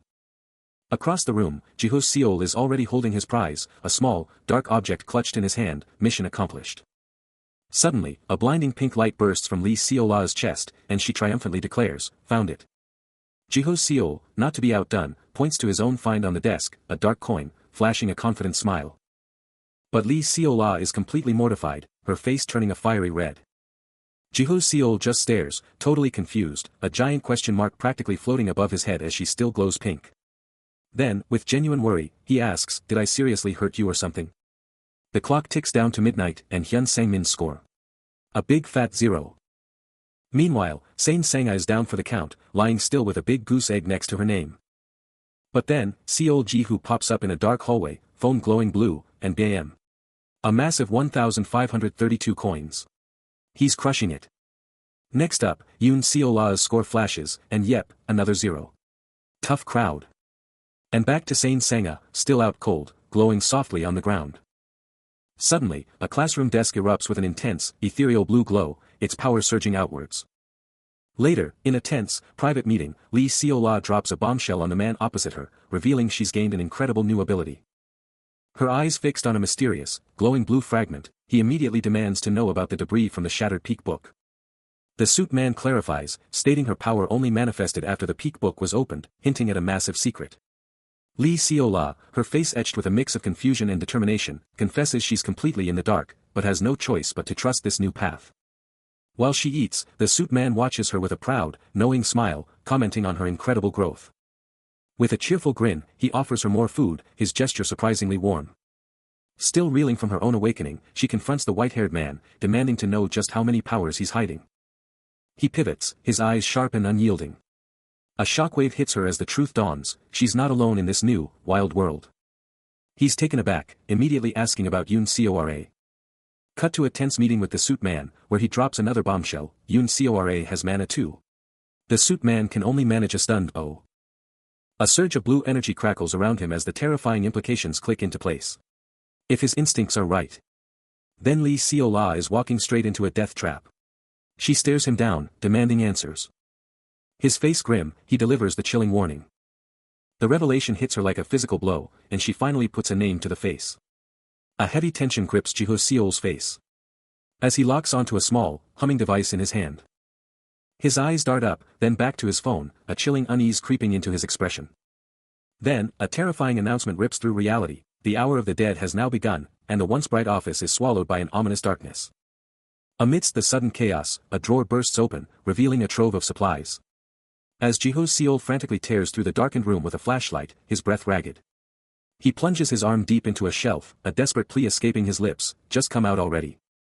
His fingers finally connect, and with a sharp gasp, he seizes a mysterious object that pulses with an otherworldly glow. A faint clink, a desperate murmur, he's still fighting for it. He's up, scanning the absolute mess of a room, the only sound the clatter of displaced items, his glasses barely hanging on as he desperately searches. Back on the floor, he dives under the bed, that elusive item rolling deeper into the shadows. Phone light blazing, he's tearing through the darkness, eyes darting, he won't give up. His eyes snap open, a chilling thought hitting him as he whispers, the phone light glinting off his desperate face. Then, his fingers finally snag it, a small, glowing disc. A shout of pure victory rips from him. But that victory shatters instantly as a searing pain rips through him. Blood explodes from his face, his eyes wide with pure terror. He reels back, utterly stunned, as the glowing object he just found defies gravity, hovering ominously before his eyes. Jiho-seol locks onto the glowing object he just found, a surge of realization hitting him. But that discovery quickly turns to pure shock, his eyes bugging out at the impossible sight. Suddenly, a golden light erupts, taking the form of a ghostly figure, and a terrifyingly familiar voice echoes, calling out a name. The glowing form intensifies, its terrifying presence becoming undeniable. And then, the nightmare becomes real, a rotting face with burning white eyes, a ghastly vision of death itself. Jiho-seol screams, falling back in pure horror, the name, Seol-jin, tearing from his throat as he collapses. The decaying apparition, wreathed in a ghostly blue aura, hovers menacingly, its skeletal form and shredded clothes a vision from hell. From the floor, Jiho-seol gazes up, his voice cracking with desperate disbelief, begging the apparition, "Nuna? Nuna? Is that really you?" His eyes are wide with terror and utter confusion, he screams the question again, unable to process the nightmare unfolding.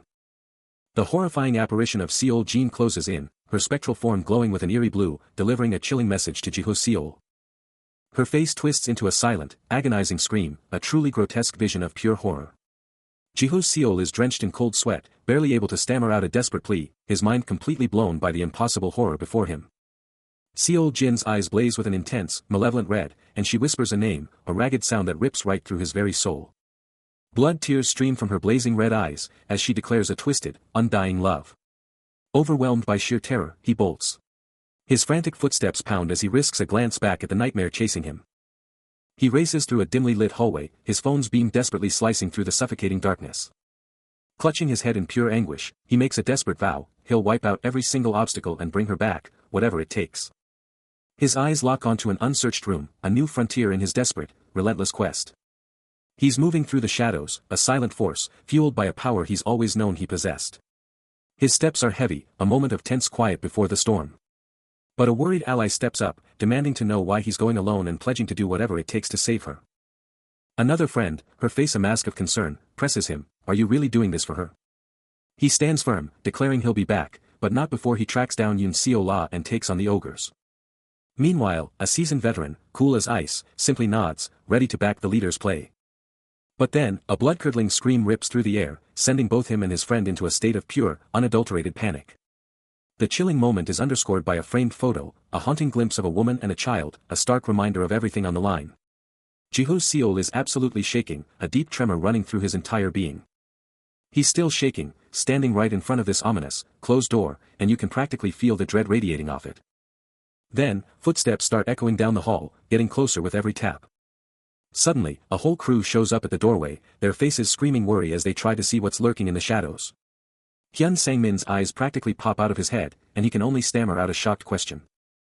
Jiho-seol lets out a gut-wrenching scream, his eyes darting from the terror inside to Lee Seola, yelling his desperate cry again. A spine-tingling creak rips through the air from the doorway, and both Lee Seola and the suit-clad man flinch back in pure terror. The whole group is frozen, staring as this weird, otherworldly glow starts blasting out from the dark depths of the doorway. His gloved hand, a blur of precision, works a small, glowing device. Kneeling beside the fallen, a desperate plea tearing from his throat, "Leave her, and she's gone." The suit man, ever the pragmatist, declares they're too close to quit, demanding she be taken to the research office for immediate testing, as Hyun Sang-min echoes the urgent need to uncover answers. But the white-haired man cuts through the tension with a sharp question, challenging their hopes, "What's even here to find?" The suit man, undeterred, offers a lead, a hunch about the science lab. He hesitates, a single word, but heavy with unspoken concerns. The white-haired man demands answers, but what? The suit man lays out the grim reality, as Hyun Sang-min highlights the impossible distance to the lab, and the suit man drops another bombshell: the dead thereafter are only found in this very spot. A chilling thought crosses the suit man's mind, the hour of the dead, but Hyun Sang-min brushes it off, pointing out the woman is still fine, prompting the suit man to grimly suggest it's only because she hasn't fully crossed over. He's all ears as Jiho Seol drops a bombshell: Seol Jin told him to find her. But even with that intel, the suit man can't shake the feeling that this whole thing is way too much. Meanwhile, Lee Seol-ah is trying to help the downed woman, her voice dripping with concern as she points out that alcohol is a joke. They need real prep for when Seol Jin inevitably goes into shock. She's practically yelling, "How are we supposed to prep for this without anything?" And Jiho Seol just sighs, "No pharmacy around." But Lee Seol-ah isn't backing down, they have to do something. He spins back to the suit man, a sudden glint in his eye as he announces, "Their is away." His eyes narrow with fierce determination, as he utters the name of their last resort, the roulette. Suddenly, a phone buzzes, its screen flaring with an eerie blue glow. The white-haired man's eye, glowing with an identical blue, reflects the screen, and he lets out a frustrated, "Which crazy son of a bitch," at whatever just popped up. The system message blazes across the screen, dropping bombshells: 6th floor locks deactivated. Gate spawning in 30 minutes. 2nd floor bars deactivated. Suddenly, the white-haired man pivots and bolts, shouting, "Let's go. I've got an idea." Inside the library, the tension is palpable as they gear up for what's next. With swift, precise movements, they're getting the medical gear ready, a quick thud, then a decisive wipe. Jiho Seol hits it with the spray, telling Sang-min it's just disinfectant, keeping things sterile. The backpacks open, packed with crucial supplies, a quick clatter as they grab what they need. Jiho Seol grabs some gear, saying he'll take these for now, but Sang-min pushes him to load up even more. Sang-min gets serious, telling Jiho Seol he'll be back with the meds, but if he's not there in 30, assume the worst. The pressure hits Jiho Seol hard, his eyes dropping, then snapping up with a fierce, worried look. He's doubting everything, asking himself if this is even the right move, if he can actually pull it off. Meanwhile, Lee Seol-ah is grappling with the same impossible task, her mind reeling at how anyone could even start something this insane. He's still digging, tearing through the cabinet with a frustrated sigh. The medical supplies are all there, but his gaze is locked, sharp and intense. Then, a chilling thought strikes him: way too much time has passed, far more than he expected. He rushes down the stairs, a bad feeling growing, spotting a worried crowd below, their hushed whispers filling the air. He cuts through the tension, demanding to know, what is going on? Hyun Sang-min is slumped, head down, looking completely broken, with two others standing by. Then, the white-haired man flashes a chilling, knowing smirk. He quickly fills Jiho Seol in, revealing the invisible barrier is an access denial shell. And there they are, Hyun Sang-min, Lee Seol-ah, the suit man, and Sain Sang-ah, all trapped inside a shimmering, translucent barrier, their faces screaming utter helplessness. He unleashes a furious punch against the glowing blue barrier, a thunderous boom erupting on impact. But the white-haired man just smirks, his eyes blazing with blue energy as he drops the bombshell: "I activated it with my own mana. You can't break it without my permission." Jiho Seol whips around, his voice laced with fury, "You're the one who trapped them on the 6th floor." The man just coolly replies, "Correct." His eyes narrow, a single, burning question escaping his lips: "Why?" The white-haired man's smirk stretches into a chilling grin, his voice dripping with condescension. "What do you think, Mr. Goldmarker?" Jiho Seol's gaze drops, his mind reeling, trying to piece together the twisted logic. There has to be a reason he trapped Hyun Sang-min, Lee Seol, Sain Sang-ah, and who knows how many others. But a fierce resolve ignites in his gaze, his hand flaring with a vibrant blue energy. Remembering the man he was supposed to be, a capable hunter, a father, a husband, someone who could do it all, but he failed. The white-haired man's voice slices through his introspection, his sinister grin never faltering, "But I was certain you'd come out. When have you ever just stood by and watched, huh?" Jiho Seol is locked in, his gaze burning with an unshakable resolve. But the white-haired man, with that signature smirk, just brushes off the others, a chilling bullshit on his lips. Across the city, a woman in red lets out a blood-curdling scream, desperately trying to escape the lurking terror. And a whole group of people are just staring up in pure terror, their faces illuminated by the monstrous, glowing eyes of something massive in the gloom. Back to the main event, the white-haired man just lays it all out for Jiho Seol, bluntly stating he's the one who set up this whole access denial shell, and he's got even more up his sleeve. He flashes a glowing blue cube, a clear sign of his power, while desperate pleas echo from the other side of the barrier, begging him to let them in. Jiho Seol, not playing any games, just cuts to the chase, demanding to know what that mysterious object actually is. The white-haired man just grins, a smug, knowing look on his face, admitting his methods might seem a little unfair. And then, the three terrified people get a chilling offer, permission to enter, but only for a chosen few. The white-haired man's taunts barely register as Jiho-seol's focus sharpens, his eyes blazing with an intense, electric blue energy. No time for talk. He explodes into action, blitzing the white-haired man with a devastating kick that sends him flying. The white-haired man barely catches himself, stunned by the speed, as Lee Seo-la takes in a shocking counterattack. The whole crew is locked in, watching the drama unfold in the shadowy hall, the air thick with anticipation after that explosive move. Jiho-seol's gaze drops, a silent resolve hardening his expression. He's got a plan, and he's ready for anything. His hand dives into his pocket. It's time to pull out the big guns and finish this. A hand shoots out, fingers splayed in a desperate grab, met by another, equally tense. The suit man grabs Hyun Sang-min by the collar, his voice cutting through the air. So what are you doing here? Hyun Sang-min, clearly agitated, fires back. Are you gonna deny it? Just like that pretty boy in Nuna. Jiho-seol, fists clenched, a storm brewing in his eyes, thinks, my Nuna's gonna cry. She's gonna kill me if I don't save her. Hyun Sang-min, lost in thought, mutters to himself, Hyun Sang-min, I thought you were a realist. The suit man presses on, his voice unwavering, no one here is going to believe you. You're going to end up just like the pretty boy in Nuna, after all. Jiho-seol, surrounded by sane Sang-ai and Hyun Sang-min, finally breaks the silence, a soft apology on his lips, sorry. He's scoping out the room, eyes like lasers, with Jiho-seol right behind him, just watching the whole thing go down. Inside, Lee Seo-la is on her knees, totally defeated, and the white-haired man is just towering over her, radiating pure intimidation. She tries to play dumb, saying she's just a regular person, but he just shuts her down with a chilling stare, coolly saying he was just looking. Then he drops the bomb, revealing he knows all about her trying to steal Yoon Seo-la's ability, and even gives her props for trying. But his vibe totally changes, a cold warning in his voice, telling her she messed up by keeping it up. He just tosses her some new clothes, a total curveball, and she's left totally confused, whispering, what? Jiho-seol's still lurking, and the white-haired man's words just get colder, straight up telling her she's as good as dead. A hand reaches out, a silent, chilling move. And Lee Seo-la, now on her feet, locks eyes with him, her face giving nothing away. Still on her knees, Lee Seo-la is absolutely broken, gasping and sobbing as the white-haired man looms over her. Then, a faint, eerie glow bursts from her outstretched hand, a soft, unsettling rustle filling the air. Suddenly, he yanks her into a crushing embrace, his arm like steel around her waist as she desperately clings on. He barks, holding her tight, stay still. You have no idea what else could go wrong. Her eyes are saucers of pure terror, a silent scream trapped within her. Or, you'd prefer to go back, he whispers, his chilling reflection staring back from her terrified eyes. Moments later, they're walking away from the building, her hand now locked in his, her clothes mysteriously different. He throws a look back over his shoulder, a chilling question echoing, who was a fool to be trusted?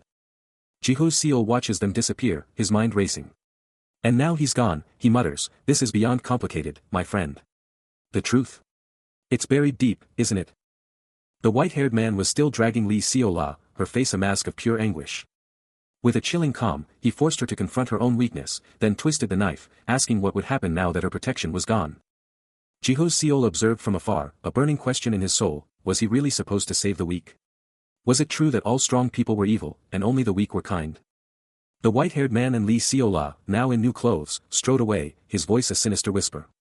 He asked if everyone else looked like fools, declaring that true victory came from crushing, not coddling, the weak. He preached that losing meant you were the weakest, and that life was just a cruel play, a fool's game of trust. A chilling smirk spread across his face as he declared, she was definitely a smart one. As they vanished into the distance, he proposed they become an unstoppable duo, a force no one would ever mess with, leaving Jiho-seol to stew in his unsettling philosophy. Then, in a flash, the white-haired man was right there, in front of Jiho-seol, extending his hand with an offering. Jiho-seol gasped in shock. The white-haired man then glanced at his own hand, a sly glint in his eye, reminding him that he was still waiting for an apology, for the pain from that past hit. Jiho-seol's face turned to stone, his stare absolutely locked on. The white-haired man, cool as ice, extends a hand, declaring he doesn't need much, just an apology to be friends. But Jiho-seol, absolutely fuming, can only get out a single word before he's silenced. A brutal, invisible force slams into him, sending him flying back with a crushing blow. He crashes to the ground, the white-haired man towering over him with chilling dominance. Then, with a sickening thud, a foot slams down, pinning him to the ground. Blue energy explodes around the white-haired man, his raw power radiating as he holds his foe helpless. The intense aura flares, glowing particles swirling as he asserts total control. Suddenly, a new player bursts onto the scene, a wild grin on his face, Hyun Sang-min winding up a bat with killer intent. Before the white-haired man can even blink, the bat connects with a brutal crack. The white-haired man stumbles back, a shocked gasp tearing from his throat as he clutches his head from the sudden impact. Staggering violently and losing his balance, his body crashing down. Completely thrown off, he whips his head around in utter disbelief, a massive question mark practically hovering above him. The bat smashes into his face with brutal force, a raw ugh ripped from him as his features contort from the sheer impact. With the devastating blow landed, Hyun Sang-min completes his swing, the white-haired man already collapsing behind him. His face a mask of pure rage, Hyun Sang-min roars, "Who are you to lay a hand on my sister like that?" On the ground, the white-haired man lies crumpled, a pained groan escaping him as he clutches his throbbing head. But that pain ignites into pure, unadulterated fury, blue energy erupting around his hand, shards of ice manifesting as he snarls, UF*CKS. "I'll kill all of you."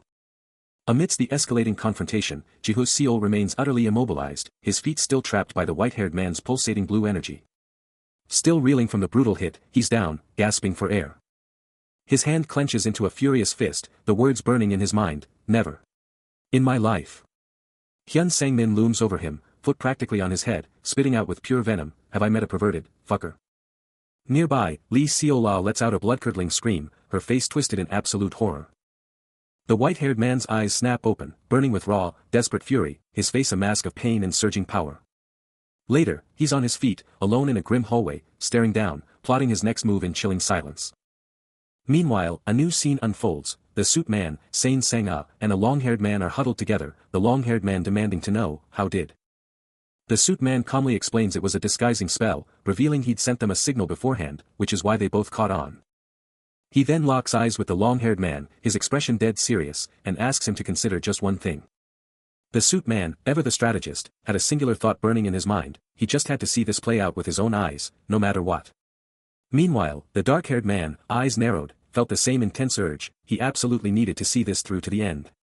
With Sain Sang and the suit man by his side, the dark-haired man was locked in, all three of them staring down at the unknown.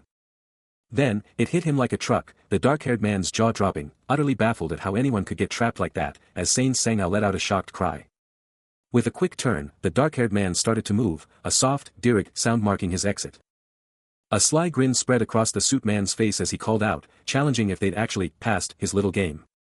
All three watched, a series of sickening, splat sounds filling the air, signaling something brutal was going down. The suit man's ringed hand pointed directly at a grim prison cell, a sharp, flink sound emphasizing the cold, hard reality. The dark-haired man glanced back, a worried frown on his face, demanding, just what in the world was going on? Suddenly, a colossal, dark form looms into view from above, its massive silhouette casting an ominous shadow over the reflective surface below. Its glowing red eyes pierce the gloom, a gaping maw filled with razor-sharp teeth and a long, writhing tongue confirming the terrifying realization, it's the monster. A man in a green cap is practically screaming, "Come on, guys. Hurry up," as he bolts, with Ji-Ho-seol right on his heels. Still reeling from the frantic escape, Ji-Ho-seol and Lee Seo-la are seen walking away from the building. Then, a massive door slams shut, the sound reverberating through the air. But inside, a massive slap echoes from outside, and Ji-Ho-seol, Lee Seo-la, and Sain Sang, plus a few others, are glued to a huge window, watching in horror. Ji-Ho-seol is now carrying an injured Lee Seo-la over his shoulder, her body completely limp. With eyes wide in sheer terror, she lets out a terrified hik, of fear. She turns to Sain Sang, asking if the shield can even hold, just as a monstrous, clawed hand bursts into view, ready to shatter their last defense. Suddenly, the white-haired man is yanked into the air, dangling upside down, his face a mask of pure terror. A sickening crunch rips through the air, and three women stare up, their faces frozen in absolute horror. The door, now ominously ajar, confirms the breach. Battered and broken, the white-haired man collapses to the ground, a desperate plea for help escaping his lips as Lee Seo-la looks on, her face a picture of pure dread. Meanwhile, Ji-Ho-seol, the suit man, Hyun Sang-min, and another white-haired figure stand grim-faced, witnessing the horror unfold. Trapped on the floor, his desperate cries are answered only by a monstrous hand reaching for him. But Sain Sang isn't backing down. She steps up, jaw clenched, unleashing a furious curse at the unseen enemy. Too late. A monstrous hand crushes the white-haired man's face, his screams choked by a terrifying growl. Sain Sang holds her ground, defiant, even as the white-haired man, his face still crushed, spits out one last, hateful insult at her. A razor-sharp blade slices, and a shadowy, tendrilled entity lunges. Its chilling voice demanding release, as a cold, detached voice nearby declares, if you're going to die, die alone. In a shocking twist of fate or a forgotten past, Weisberg, sporting dark hair and glasses, unleashes a staff-like weapon, blazing with an intense blue energy, poised for an epic clash. Meanwhile, in the present, Jiho Seol, Hyun Sang-min, and Lee Seo-la are locked in, witnessing the escalating pandemonium, as Jiho Seol boldly proclaims his resolve to jump into the fray, no matter the cost. His face a mask of fierce resolve, he weighs his next move, as the suit-clad man stands nearby, his gaze fixed downwards, a silent observer. Jiho Seol's thoughts spiral, grappling with the sheer magnitude of the crisis. Can this combo of horrors even be beaten? The shadowy entity closes in, towering over Sain Seng and the child she shields, their desperate cries piercing the air. A heavy foot slams down with brutal force. But a hand bursts forward, desperately reaching for the imperiled woman's grasp, a last-ditch, urgent plea to grab on. The danger was immediate, and he lunged forward, a desperate hand reaching out as Hyun Sang-min and Lee Seo-la recoiled in shock. Then, with a thunderous stomp, Jiho Seol unleashed a devastating shockwave, ripping through the very ground. But the shadowy entity was too fast, too brutal, its razor claws snatching Hyun Sang-min in a vice-like grip, his scream tearing through the air. Its monstrous head, eyes burning with malevolent red, burst forth from the shadows, revealing terrifying, razor-sharp claws. The horror continued as the entity's full, terrifying form descended upon Sain Seng and the child, its shadowy mass poised to consume them.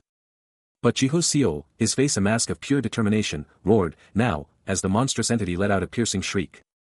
Then, a brutal impact sent the shadowy creature reeling, shattering its form and sending debris flying. The attack exposed its fatal flaw, 3 pulsating, glowing red orbs embedded deep within its shadowy core, bubbling with dark power. Its true, monstrous form was now laid bare, those glowing orbs screaming its vulnerable points. With a guttural shriek, the shadowy entity gets absolutely rocked by Jiho Seol's devastating kick, reeling back from the sheer force.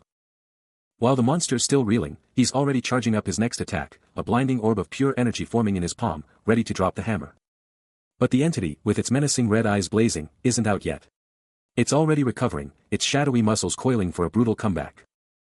Then, with an earth-shattering roar, it mutates into a monstrous, multi-limbed reptilian titan, radiating pure, destructive energy. But Jiho Seol isn't fazed by the monster's new form. He just raises his glowing orb, ready to unleash the final blow, and end this thing. And just like that, the orb is gone, a blazing projectile tearing through the air, slamming into the monster with explosive force. Boom! The impact is catastrophic, a blinding, crackling explosion ripping through the air, swallowing the beast whole in a storm of pure destruction. The monster's body starts to shred and burn, its reptilian face twisted in a silent, agonizing scream as the raw power tears it apart. Its roar just keeps going, a primal scream of pure agony, as the explosion absolutely decimates its entire form. But then, from the sidelines, she turns to him, impressed. The battlefield is absolutely decimated, strewn with debris and the lingering echoes of power. Still reeling from the spectacle. Meanwhile, Jiho Seol stands tall in the aftermath. The white-haired man, ever the pragmatist, declares. He then urges. Suddenly, the scene flashes back. A younger Jiho Seol is caught in a brutal breakup, the girl's words hitting hard, but he's already resigned, convinced she's just looking for an out. Little does he know, this is just the beginning of his nightmare. But his internal monologue is shattered. His eyes dart, sensing something utterly wrong, a silent gasp escaping him. He leaves the drama behind, but the real terror awaits. He stalks down a dark, empty hallway, the air thick with dread. Then, a chilling crackle rips through the air as he spots it, unholy symbols glowing on the wall. He spins around, a choked hic, escaping his throat, his face a mask of pure, unadulterated fear. His eye, blown wide, mirrors the absolute nightmare unfolding. Surrounded by eerie blue light, he finds Hee-jin, brutally injured and bleeding out, his anguished scream of her name tearing through the silence. His voice cracks, demanding to know what happened, seeing the monstrous shadow lurking behind her, then begging, screaming honey. Hej, as pure terror consumes him. Jiho Seol is absolutely wiped, head down on his desk, stomach growling like a beast, caught in an endless cycle of, I'm so hungry, I'm so tired, I'm so sleepy. But then, he starts to stir, arms reaching for the sky as he checks the time, the new day already well underway. Snapping awake, he's got this weird glowing green thing in his hand, and the white-haired man is right there, asking if he's even alive. The white-haired man's eyes lock onto the glowing hexagonal box, demanding to know what he's going to do with all those precious coins. But Jiho Seol isn't focused on the coins, he's worried about his friend, telling him, who's gonna look after you if I'm gone? You're gonna end up in the slums, living like a beggar. He then drops a bombshell: there's only a few days left until the hour of the dead begins. The white-haired man just shrugs off the concern, saying, they wouldn't be scared of the dead now that they're out of the phantom. He pushes again: so, what are you gonna do with all those coins you collected? Jiho-seo looks off into the distance, a deep thought crossing his mind, and just manages a quiet, me? Well. He's striding down a brightly lit hallway, a massive staff casually slung over his shoulder. He's deep in thought, reflecting on the power he's always had, and how those coins he used to chase. Totally irrelevant now, even the ones on the 6th floor. His pace is unwavering as he pushes deeper into the building. Then, a quick look back at the suited man, who's somehow on the floor, muttering a hurried, sorry. The suited man, eyes wide, pleads that he just needs enough cash for his ticket. Jiho-seo stops dead at a door, then sees his own reflection, a master key now in his possession. His hand shoots out, snatching a single coin from the suited man's open palm, who lets out a shocked, ah. Let's move, he commands, already halfway up the stairs, leaving the suited man scrambling, wondering where. He keeps climbing, a fierce glint in his eye, announcing their ultimate mission, to find that treasure. Entering the Libra building, he's immediately in a new zone, ready for whatever comes next. Right behind him, a man chimes in with a warning, promising his best effort but no guarantees. Reaching for the door, the man reveals his strategy: 800 coins, special approval, and 2 spins on the machine. Jiho-seo gives him a look, as the man sighs, lost in thought. But then, a shocking discovery: a girl, unconscious and injured, lies by a vending machine. They both rush over, the man urgently asking if she's okay. Her freckled face shows clear signs of agony. The man immediately kneels to help, as Jiho-seo questions if she's even able to move. And then, the chilling detail: her hands are bound, leaving her completely helpless. The injured girl is still there, slumped on the ground, radiating pure despair. Jiho-seo's face shows clear concern, his eyes locked onto her. Standing over her with his partner, the white-haired man cuts in, reminding him they've got bigger fish to fry. But Jiho-seo's focus snaps to a strange machine nearby, his hand already moving to engage with it. Both guys check out the tech, and now Jiho-seo's got this weird quill in his hand. He slides a card into the slot, and a quiet click confirms the action. Then, with a solid clunk, he yanks the lever down. A system message pops up, revealing the quill pen of flowing consciousness in his grip, and he's left wondering, what the heck is this thing? Clutching the quill, he's ready for one more try, with his buddy looking on.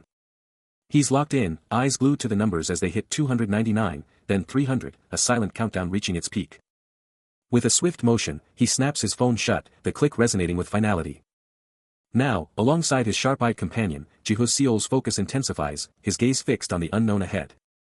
A quick look at his companion, who gives a knowing nod while adjusting his specs, a silent agreement passing between them.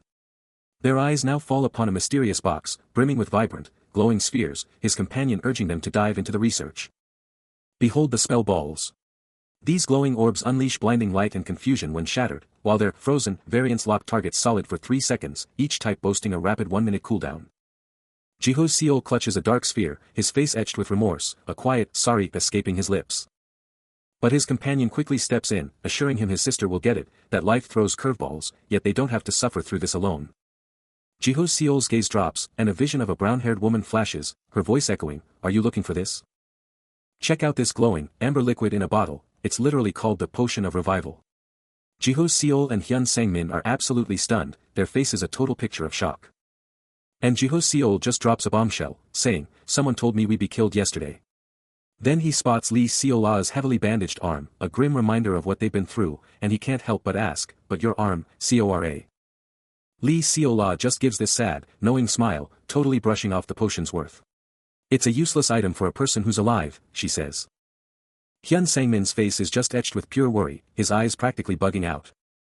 And he bows super low, practically shouting his thanks, "Thank you. Thank you very much." Jiho-seo just watches it all unfold, his worried expression not changing one bit. While Lee Seo-la just turns and walks off, but you can see a tiny flinch, like she's trying to hide something. A quiet thought echoes in Jiho-seo's mind, a silent agreement with the unspoken burdens of others. Suddenly, a flashback hits. A man in a suit drops a bombshell, "I guess she is a new person." He keeps dropping knowledge, breaking down the challenge requirements, the first and the third requirements are related to the first part. Jiho-seo sprints through the halls, footsteps pounding, full speed to the science laboratory. He glares at the monitor, a chilling thought hitting him, I don't think they can be cleared by one person. Then, a blood-curdling scream. Jiho-seo's face twists in horror as he turns to the suit-clad man, You don't think it was Nuna? They stand over a fallen figure, the suit-clad man's voice breaking, but only my Nuna. If I had an ability, I wouldn't have let her die. She was my sister. But now I think you're the one who might be special. He then speculates further, then, maybe it was his family. The flashback ends with a young Jiho Seol, his face hardened, making a solemn vow with a deep sigh, I'm never getting married. The suit-clad man confronts a young Jinho, demanding answers about his sister, Nuna, while the boy frantically searches the lab, bewildered by her sudden disappearance. With a chilling urgency, the man commands him to search elsewhere, stressing their rapidly dwindling time, then drops a bombshell about a condition and the position of the deceased body part that must be faced. He gestures to a clock, its hands racing towards noon, revealing that, the hour of the dead, is about to expire. The chilling truth hits Jinho like a physical blow, his face contorting in terror as the man's words echo, his sister will vanish forever.